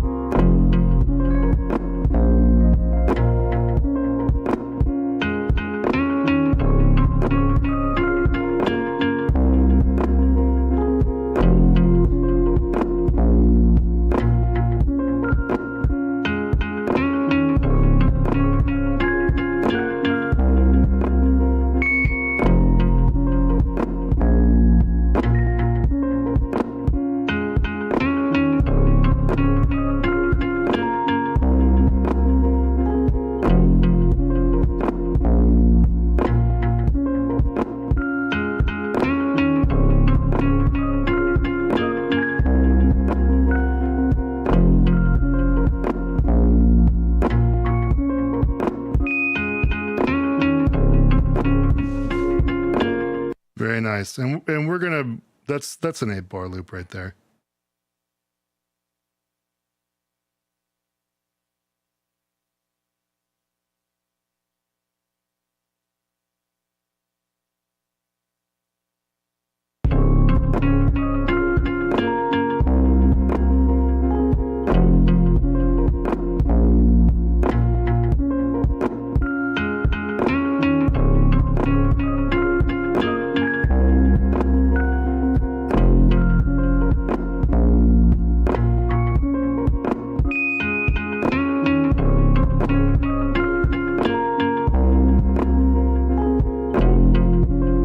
I have a couple questions here.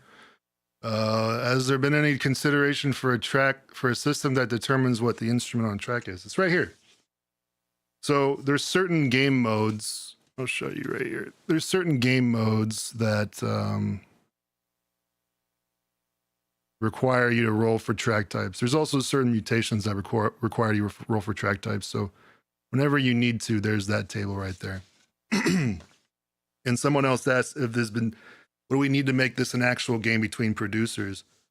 That already exists in the system. It's called seeded run mode. So I'm currently looking at other ways to make this co-op, but right now what the one multiplayer situation is that you pre-roll a dungeon, you pre-roll the amount of rooms and the track types and the mutations, and then people go through them individually. The same dungeon. You have different means of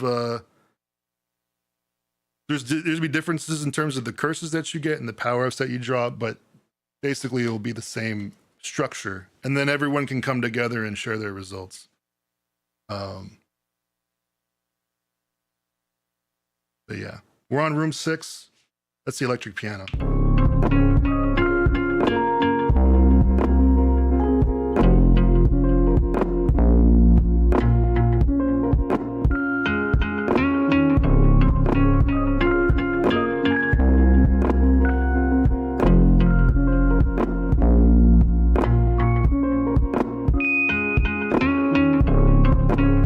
Okay, I like the way that's going.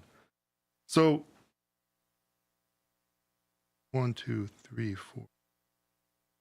I named this room 6. This is not room 6. This is room 5. I was like, wait, hold on. I think we left someone in the dust here. Okay. I'm finalizing that. I think I'm okay with that. I can't do much anyway. I can't add any more effects. Whatever effect I added, I had to add. So let's move on to the next room. I think what we're gonna do is I'm gonna record my tambourine on the microphone, which I think is here somewhere. Before I actually commit to that, let me see if I can find it. Hold on.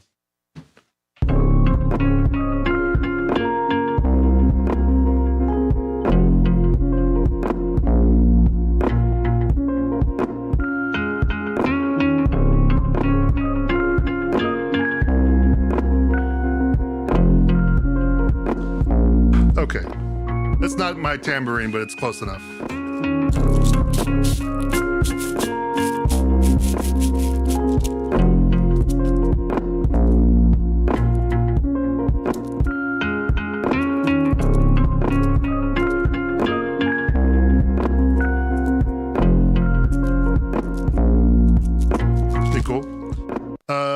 Someone said is in the rules it says you can have one track for transitions. No, that's to be created once you're done. So you have a track for transitions, and then you can use that for finalizing the arrangement. But doesn't need to be a room. I'll try to make that more clear in the next print. So yeah, I want to do an audio track.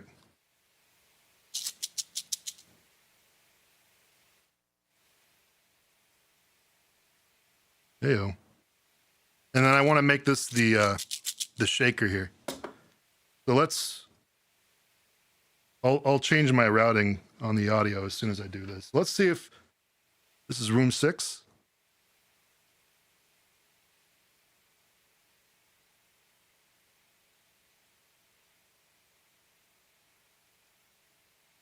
Tambourine. Okay. Now let's roll to see if this is cursed. 82. This room is cursed. Okay. Well, let's see. Let's see what room gets cursed. We have 5 other rooms. 92. Oh, I almost, okay. Player's choice. That's actually not, that's the good one. So here's the thing. There's 2 rolls for the target, because this is the only way I could cover situations where there's 2 possible targets or 10 or 15. This is the only situation. So I'm going to choose, I really don't want the piano to get cursed again. I think the guitar I'm okay with, but I don't want the bass to get, oh man. I'm going to say drums, because so this is how it works. On this next roll, either the drums, the one before it, or the one after it. So either the drums, the piano, or the guitar could get cursed. But I'm choosing, I think this is the area in which I'm most comfortable in. 8. Piano. Okay, so it's the drums. Okay. Let's see what this is. Let's see what happens. 29. Disable all. No. Oh, we're so fucked. Disable all effects. That was like the worst one that this could happen to. Look at this. I don't even want to hear it.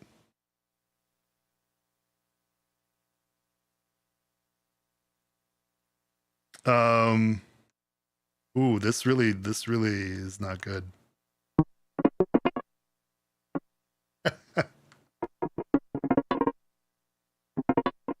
I should have thought this through. I gotta take all that off.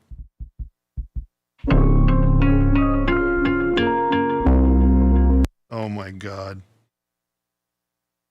Let's turn that up at least. I'm gonna use this channel strip just so I can use the volume, because we've run out of volume here. I'm not using anything else. None of this. Okay, all that's off. I'm just using it so that way we can actually hear it.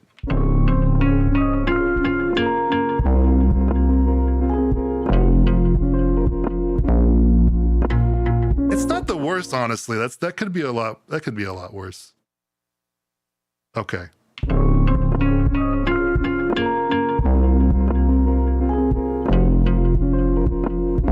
I think we're gonna need to bolster that with something else. But I think this is the right time for this tambourine to come in.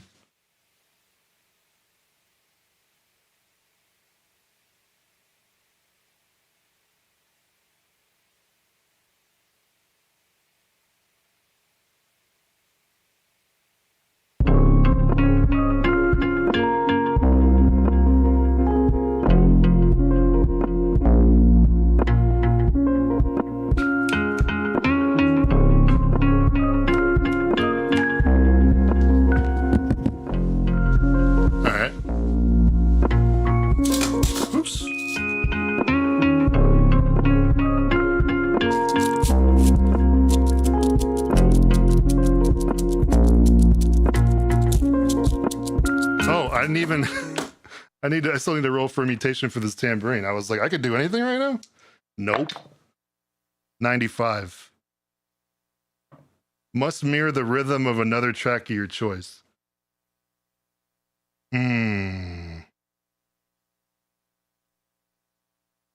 Well, first of all, I got cursed, so I get to draw another card. This is independent of what we just did. After rolling on target curse table, re-roll what track is targeted. You must accept the new result. I really could have used that right now.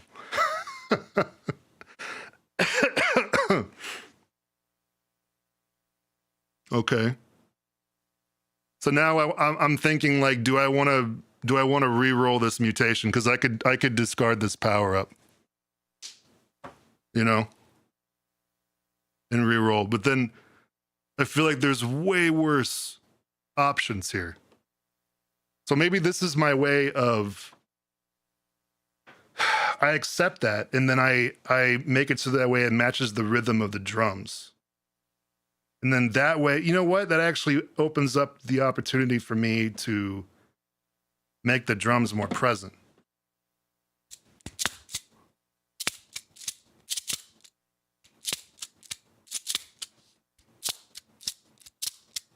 I actually think that'd be pretty cool.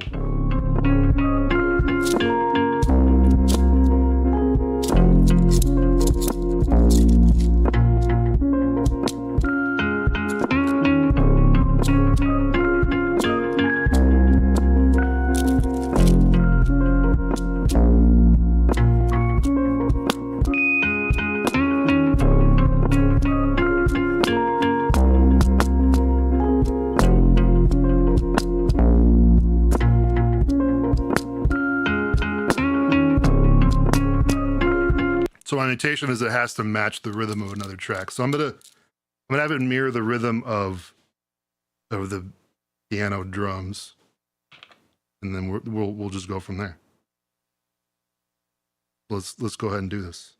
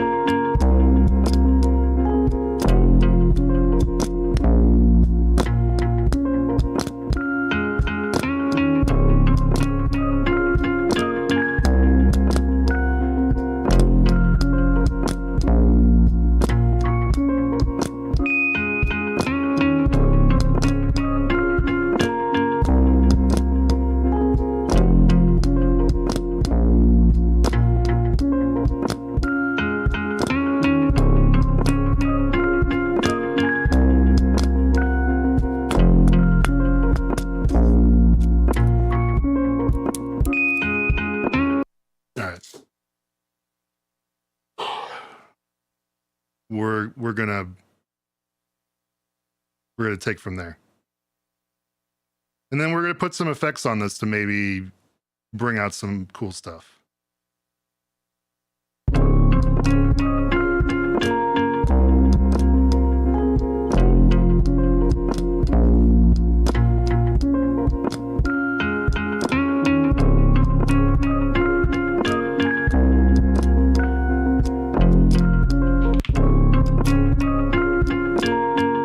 The first thing that we're going to do is make this mono, which I don't know why it isn't already. It's a microphone. I'll figure that out later. Why the hell that's happening? Let's do this. We're going to put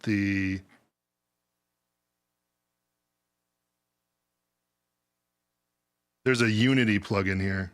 Or utility, not Unity, Jesus Christ. And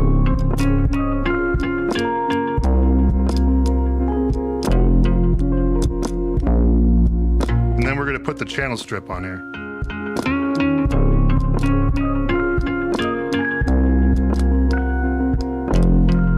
So because this is a mic recording, I'm gonna want the noise gate on here.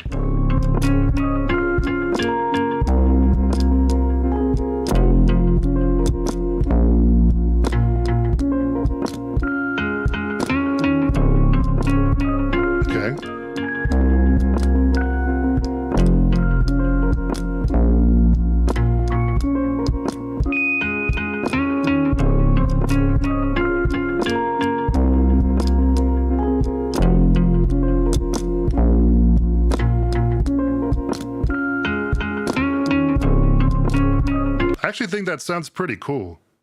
And maybe some delay here will go a long way.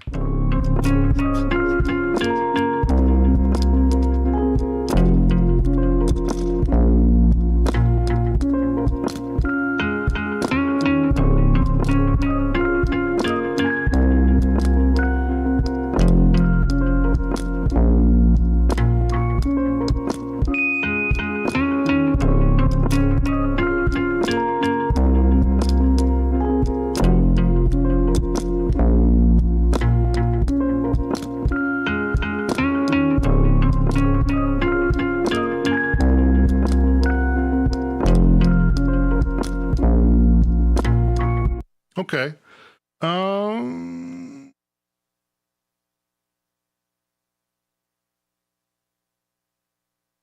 Intricate. Thank you for the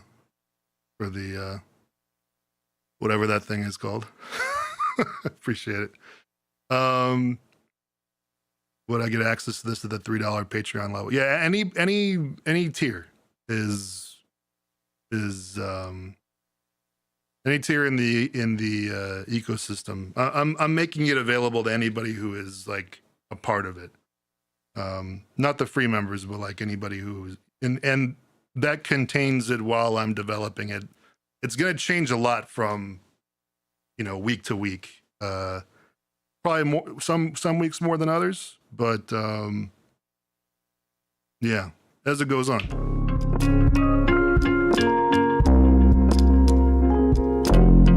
The one thing I want to do is I want to actually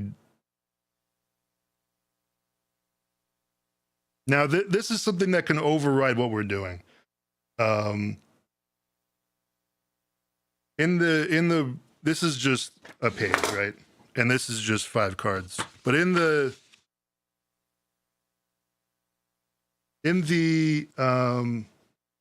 like the 80-page document, right? One of the pages is about sidechaining. And you can always set up a track that you're working on to be sidechained by a previous track. And this does not count towards effects or anything like that. This is just the only way to make this work while you're still in a linear system. So I want to have the piano drums to sidechain the tambourine that I just recorded, right? Let's do that. Mother Ducker input. And right here, this is Mother Ducker.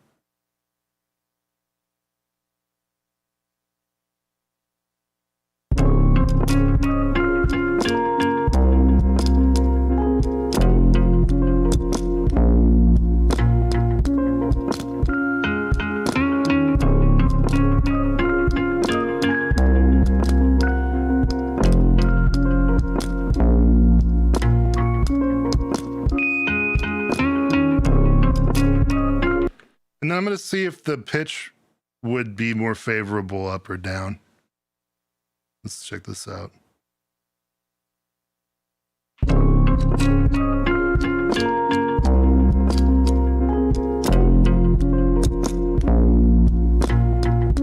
I like the way it is. We're going to leave it like that. Okay. So let's move on. We're going to do room 7. Okay. Now we have 2 power-ups that are available to us.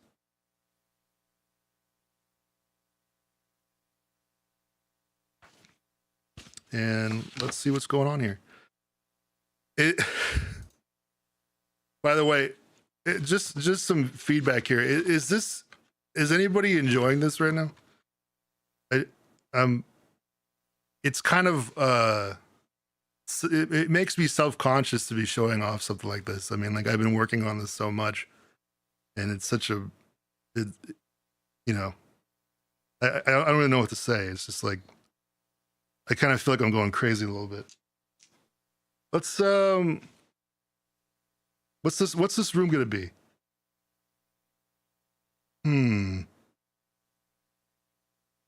Maybe electric guitar. Let's just see. Let's see if this room's cursed. 61. No. What mutation does this have? 42. Must pass through reverb before composing. Okay, what's the percentage of that reverb? Hold on.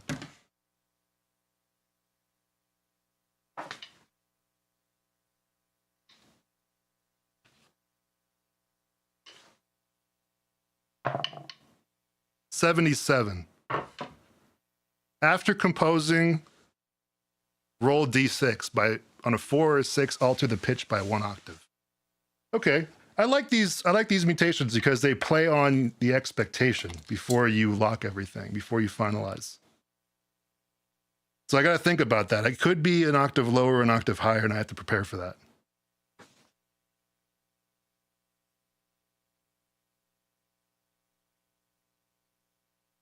Oh, that's awesome. I appreciate it. Thank you. That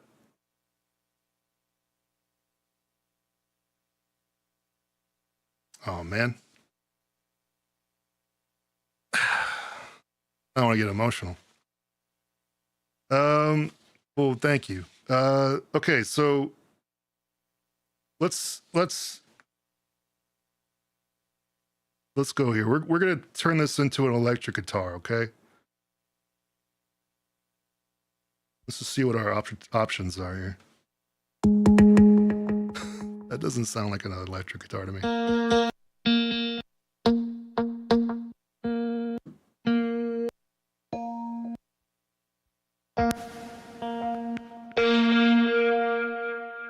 That kind of sounds closer to what I want.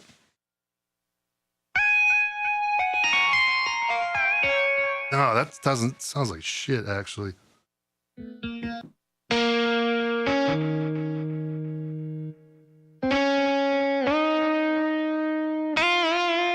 That's close enough. All right. So this has to pass through the percentage of reverb. All right. That's our, what was it? I forget. I'm going to roll again. 69. Don't anybody say it. All right. I don't like that, but it is what it is.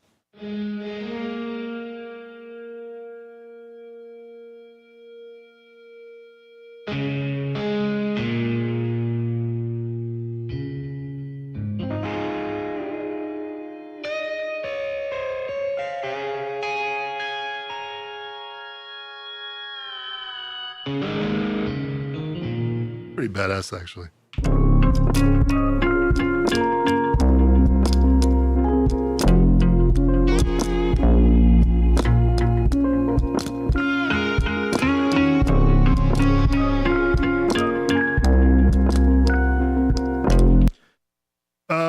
Would I recommend this game for an absolute beginner? No. No, but other people have played this system and they've been brand new and they said that it was fun. So I don't know. In my opinion, this system kind of turns making beats into Dark Souls, you know? What I'm trying to do right now is to make it less Dark Souls 2 and make it more Dark Souls 1. That's kind of if anybody knows what I'm talking about, you know exactly what I'm talking about. But yeah, I mean, some people have said that the gamification has like made making music more interesting to them. And some people have said that that they're brand new to it, that actually having some of the decisions forced on them has made it easier for them to actually work, you know? So I don't know. Being a not a beginner, I can't really say. I didn't think it would be, but who knows?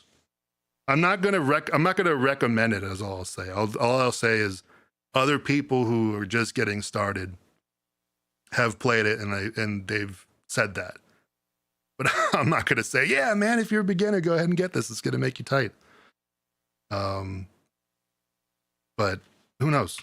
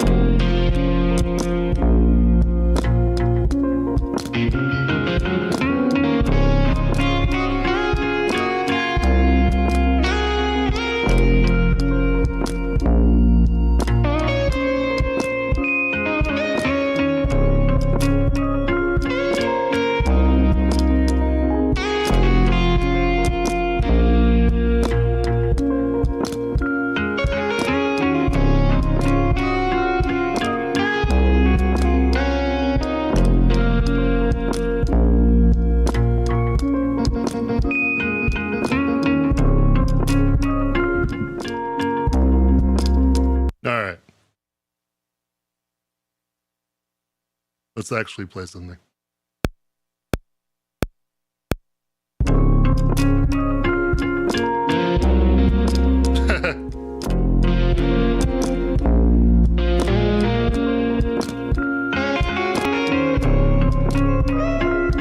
Fuck. Let's try one more time.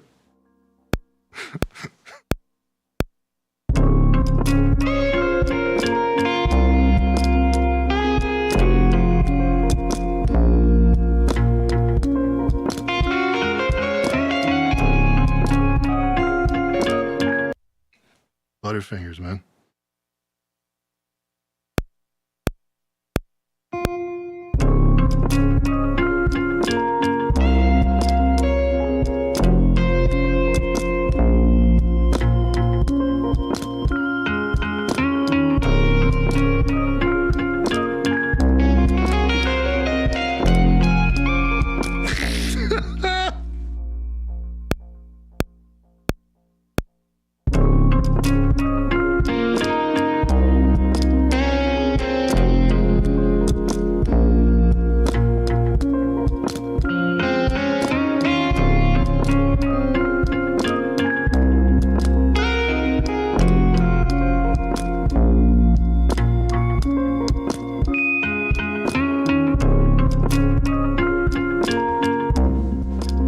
That's pretty cool. I like that.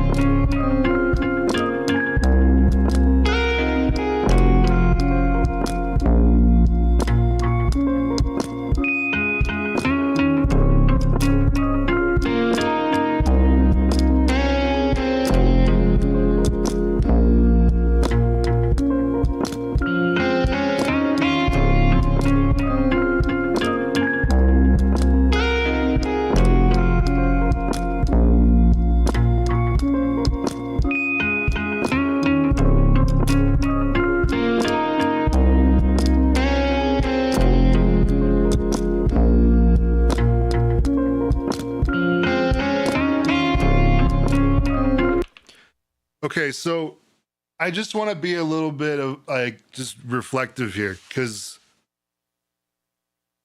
there's seven tracks already, right? Each track was given a constraint. Hold on, Robin keeps asking, when do rare mutations apply? Rare mutations are 1 in 300 choice. If you see here,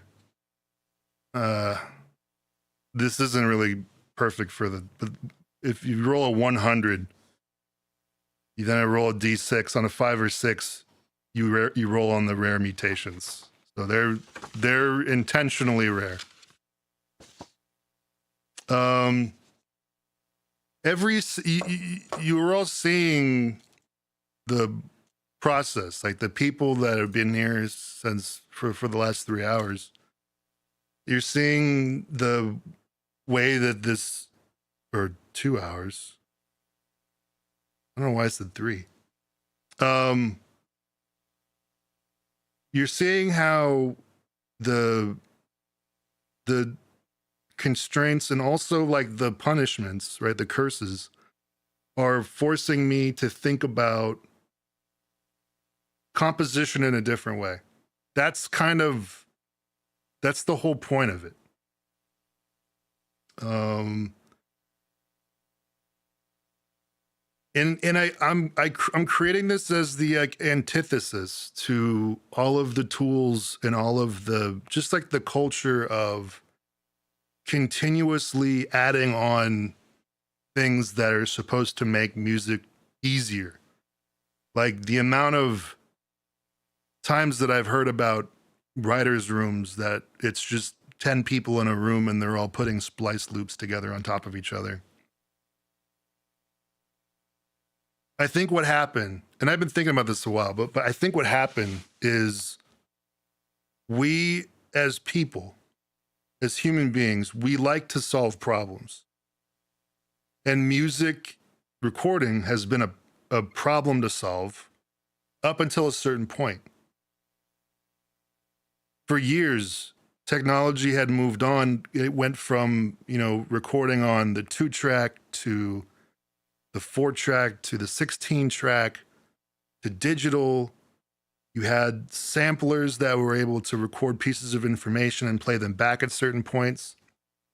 All of those inventions were created to get around the constraints of the time. And before the advent of the 4-track, you had people overdubbing, right? You had people overdubbing on 2 tracks so they can get 4 tracks. So I think a lot of human ingenuity in history has come from, thinking outside of the box. But we don't have a box anymore. It's been that way for about 15, 20 years. And the only thing that's changed in the last 15 or 20 years is that the floor has been lowered for entry into music production, which is the best thing that's ever happened to it, by the way. I'm not saying anything about that. But it's gotten to the point where now, how do I say this? There's no more box to think outside of. And so instead of companies and designers coming up with ways to give you more, you already have everything. So what they're doing is they're recognizing that the new problem is because there's no box to think outside of, you have to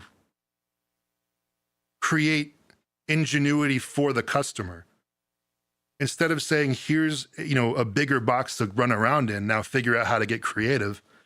Now they realize that what the musician's problem is they don't know what to do because everything can be done. So they sell you splice memberships, they sell you sample packs, they sell you drum kits, they sell you plugins that can solve your problems.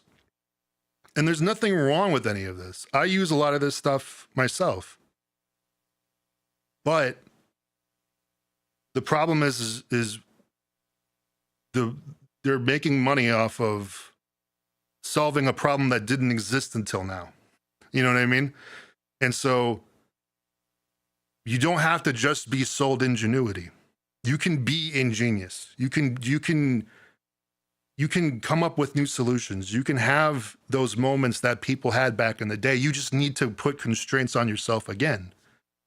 And this is just my way of sort of reintegrating that and like bringing that back to modern production, which is like, okay, it's kind of pointless to say like, okay, you only have 8 tracks to work with, or, we're already here. There's no going back. You can't put the toothpaste back in the tube, right? But from my time playtesting this and designing this and also like seeing other people use it, that is the sort of, it's really helped me with this personally. Like you've seen, it's been a pretty chill run. There's only been 2 rooms that have been cursed, but that's 9 different constraints that I had to deal with. Pianos that had to become drums. I had to strip effects off stuff. I don't remember everything, but it informed what I was making. And the whole time I was like, man, I'm really out of my element. I don't know what I'm going to do. But if you allow yourself to sort of just like float and not be sure about the next thing that you're going to do, and just trust that you can get from one place to the other, I don't care if you use this system or not. You know what I mean? Obviously, I'd like it to do well. I'd like for people to see that it's cool. But whatever you can do to like bring that back into your own setup, I think is really important. And it's going to be and trust me, like I support, I'm for supporting all designers, all creators. I use drum kits. I don't really use sample packs, but I understand the space form. I don't think any of those things are bad. I'm just saying that what it's done is by trying to cover all bases in the market, they've actually like opened a huge hole for like something else, which is the encouragement of the person, the musician, to actually put constraints on themselves and have to be in musically uncomfortable situations. And I honestly, I think that that's like the best way to get better. The best way to get better, the best way to find your voice is not to rely on tools. It's to put yourself in a box and then think your way outside of it. That is the best way. What room are we in? EasyBot, fucking legend, by the way. We're in room 7. Let's check this out.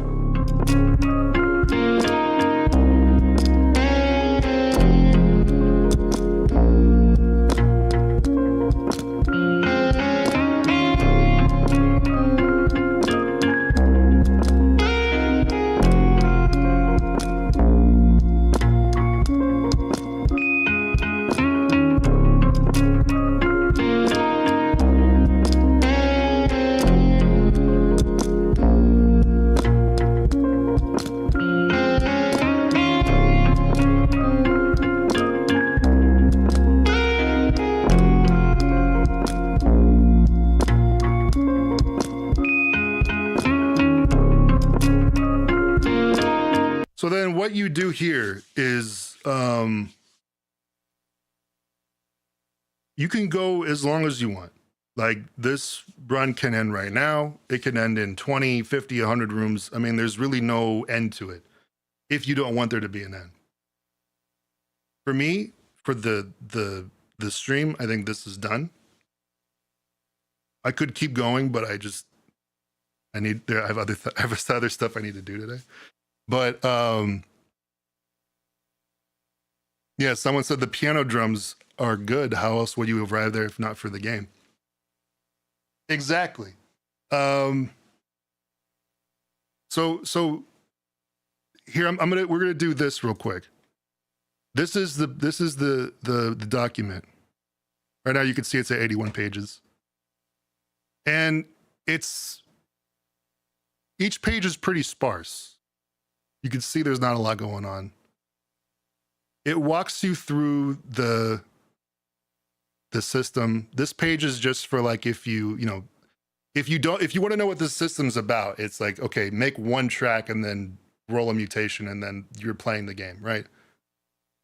You don't need to learn anything else. This goes over system terms, and there's bits and pieces that are kind of like, things that you need to learn as it goes on. I've been working on this a lot. This is the system flow we've been looking at on the chart. And then here's the definitions. Here's an example of a room, like what we've been doing.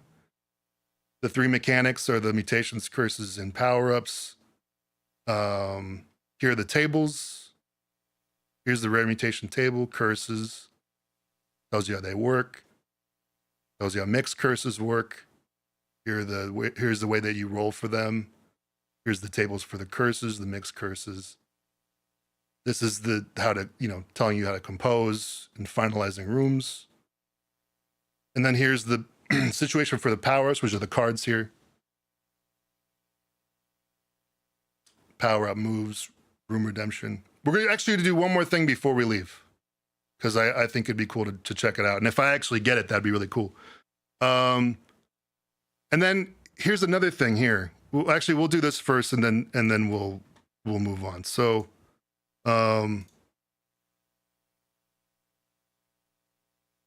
Let's see if I can actually make this. So there's one track, there's the drums, right? I just stripped the effects on it. And I wasn't a big fan of that. There's one thing I can do. It's kind of like a Hail Mary, where at any point in the game, if you want to discard as many power-ups as you have, so if I'm not going to use these two, right? I can discard these. And now I have a 2 I can roll against. So I have this D6. This is like a Monopoly die, right? It's 6 sides. if I roll this dice and it lands on a 2 or below, then I get to do what's called room redemption. Or what's it called in the newest word? Yeah, room redemption. And what that means is I can choose to either edit the notation or I can choose to edit the effects. Now, whether or not I roll it and I get it, I have to discard these. So this is basically like it's a gambling mechanic, right? And I only have to roll under a 2 or a 2 because I only had 2 I discarded. So let's see what I get. 1, yes, yeah, 1. There we go. I didn't mean to yell. So I get to go in here on any room that I want, and I get to change either the effects of it, or I can change. Actually, you know what? Let me hear this. Because I could do 2 things. I could either go into the first room and change the EQ back, because that mid EQ really killed me. But let me just hear these drums.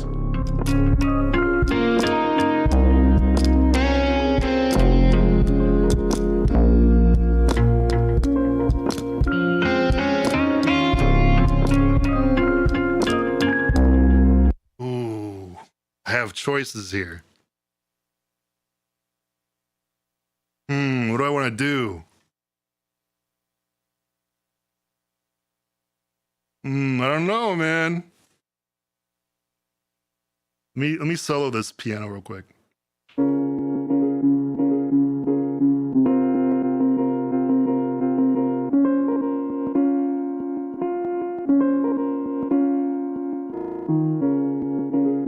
I'm gonna do the piano. So I'm gonna use my room redemption to bring the mids back down on this.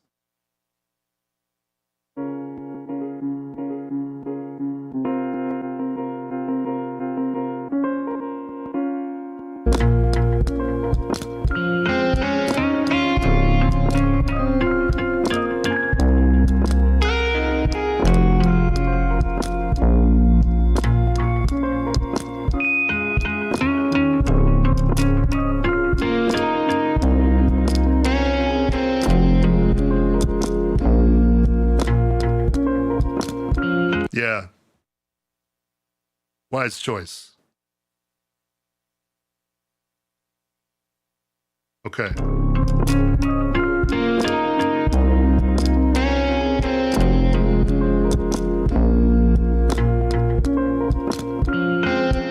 All right. That was pretty exciting. The fact that I was able to do that and show it on camera. That was pretty cool.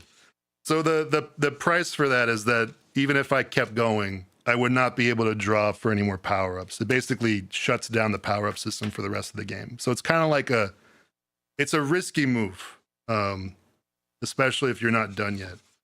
So the last thing I would do here is I would roll the final D10. So what this is this basically provides possible metagaming or possible events, like rare events, for the next time I play. This final D10 I roll, if I roll a 1, my next run is going to be a boss run. And then if I roll a 10, the next run's going to be, I'm going to have a trinket that I take into the dungeon with me, which will give me a bonus. Let's see. Wow. Try rolling first, man. 2. Fuck. Okay. All right. That means nothing happens. But basically, there's a 10% chance every time you play the game next time that it's either going to be a boss run or it's going to be a trinket run. And so, yeah, I like that. So let's go back here. I'll show you a little bit on what the bosses are doing.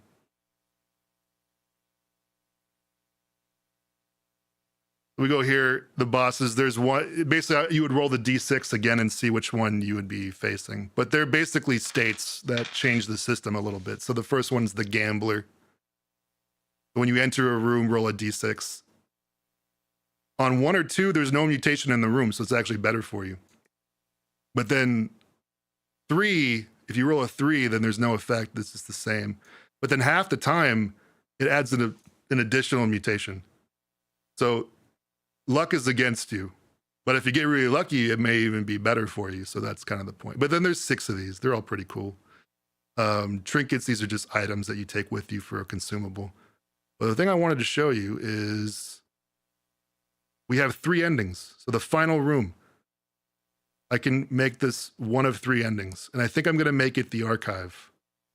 The archive is a well-lit, massive, musical crypt cataloging generations of those who braved what you braved. You stand among the intricate stone design and cobwebs. Semi-transparent containers stretch beyond your scope, pushing the far wall past the horizon. Co-authored by Pain and Chaos, this music deserves its rightful place. So keeping in line with existing mutations and curses, arrange your beat into a song. You're given a free track for transitions and drops.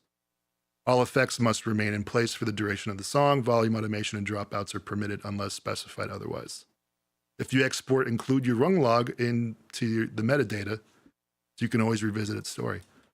So if I export this, I can put the rooms that I rolled. Normally, I would record my logs when I was streaming. But basically, the rooms that you're in, the tracks, the mutations and the curses that you had to abide by, all that stuff, put it into the metadata of your MP3 or whatever. And that way, instead of, on iTunes, the lyrics, it would be your story, it would be the run. And you basically, so this is the ending where if you're happy with what's going on. So I'm not going to do that today. I think I've already spent myself, but yeah, you would just arrange it with the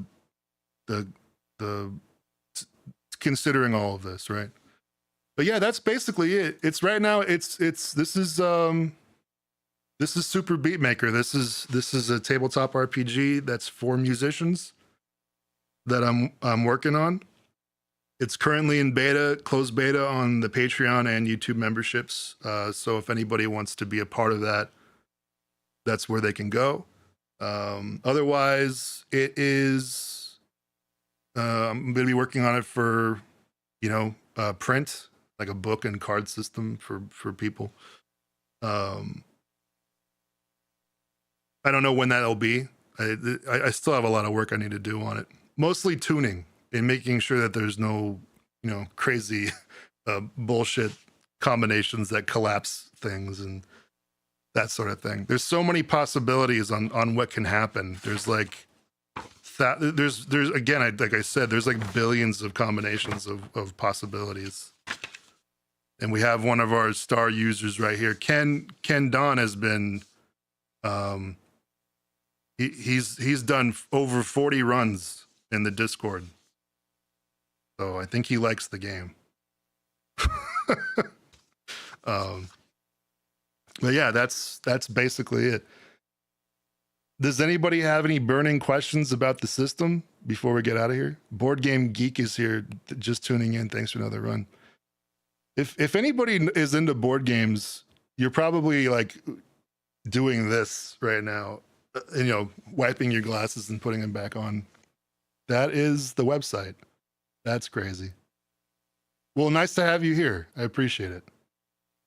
What about custom dice? I don't know. I mean, it probably makes sense to do that. I'm not even really thinking about production right now. I'm kind of I'm not counting my chickens before they hatch. I want to get it to a state that I'm proud to call it my own, and then I can think about how exactly I want to do it. But I think I am going to do, I think the things I know I want to do is I don't want to do like like a cheap paperback. I want to do like a cloth bound hardcover, or something like that. But I want to make it feel like an actual, like a thing that you own, like an artifact. I want it to be on the table where if somebody else is in your studio and walks in, they go, "What the hell is that?" You know what I mean? But as far as a kit is concerned, I have to look at, you know, how much it would cost, what the problems would be. You know, now we're in a world of tariffs, so you know it's can't really assume that anything is going to be done easily. So it'd be kind of dumb for me to say or commit to anything like that till I see exactly what it looks like. But I mean, it really only takes 3 dice. It takes a percentile pair and it takes a d6. So it'd be, you know, as far as customized dice goes, it'd probably be pretty cheap. But again, I'm making assumptions.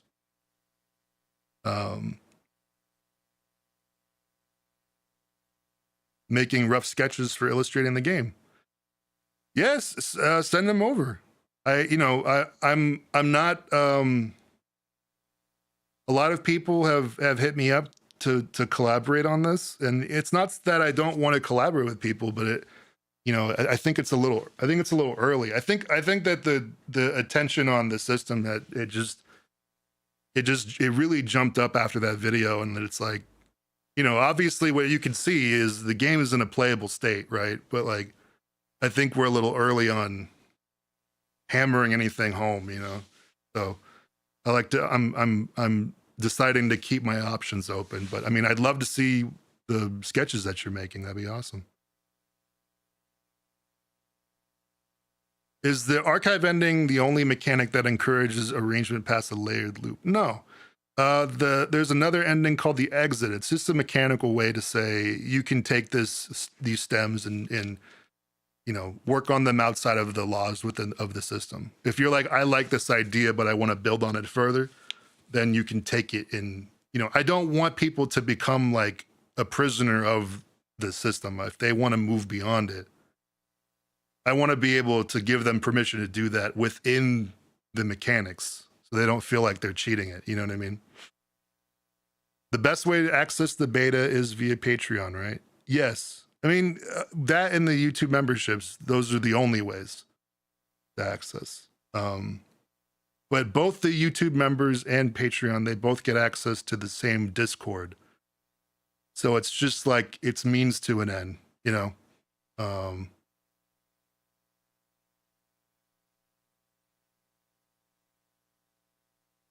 What tag will you put on this run? That's a great question. Let me see.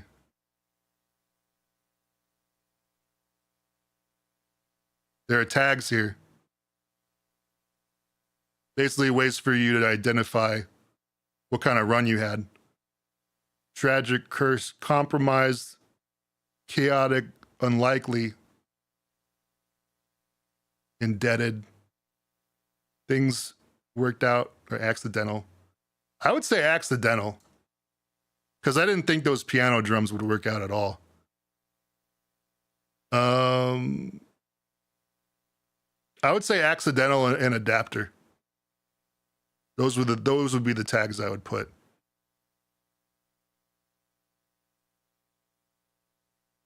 But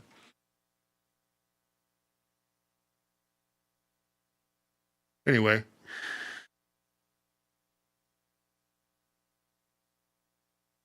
Which do you prefer for you to get as much from the subscription? YouTube, well, Patreon. YouTube takes about 30%, and Patreon takes 8%, because I'm grandfathered in. They raised it since, but I still have that percentage with them. So, but honestly, I mean, I made it so that way it's for both. So that way, you know, I want you to do what is most comfortable for you. I don't want for you to go out of your way to do another way. You know, if YouTube is easier for you, please do that. You know what I mean? I'm not tripping on that. It's more just like, yeah. Anyway. But yeah, okay. Well, I want to thank everybody for being here. I'm gonna leave this live stream up for everybody, for the public. And I think I'm going to send the files here to my editor, Schnoodle, so that way the members can get an edited version of this stream. And yeah.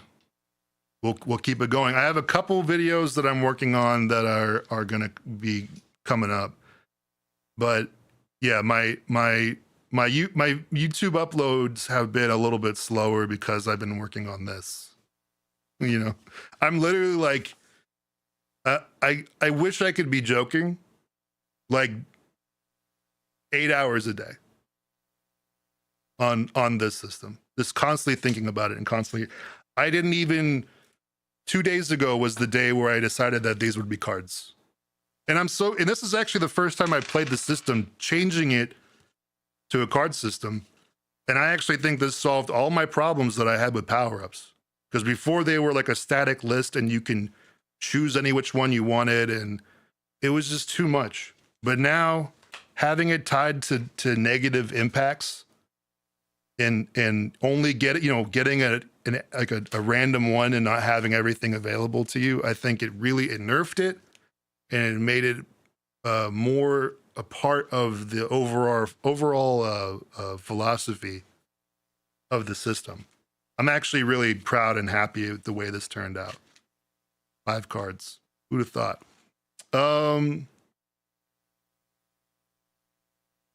Okay, but yeah. Thanks for sticking around. Thanks for being patient as I continue to do this. And I'm excited that some of you are excited. So, all right. I'll catch everybody later. Peace.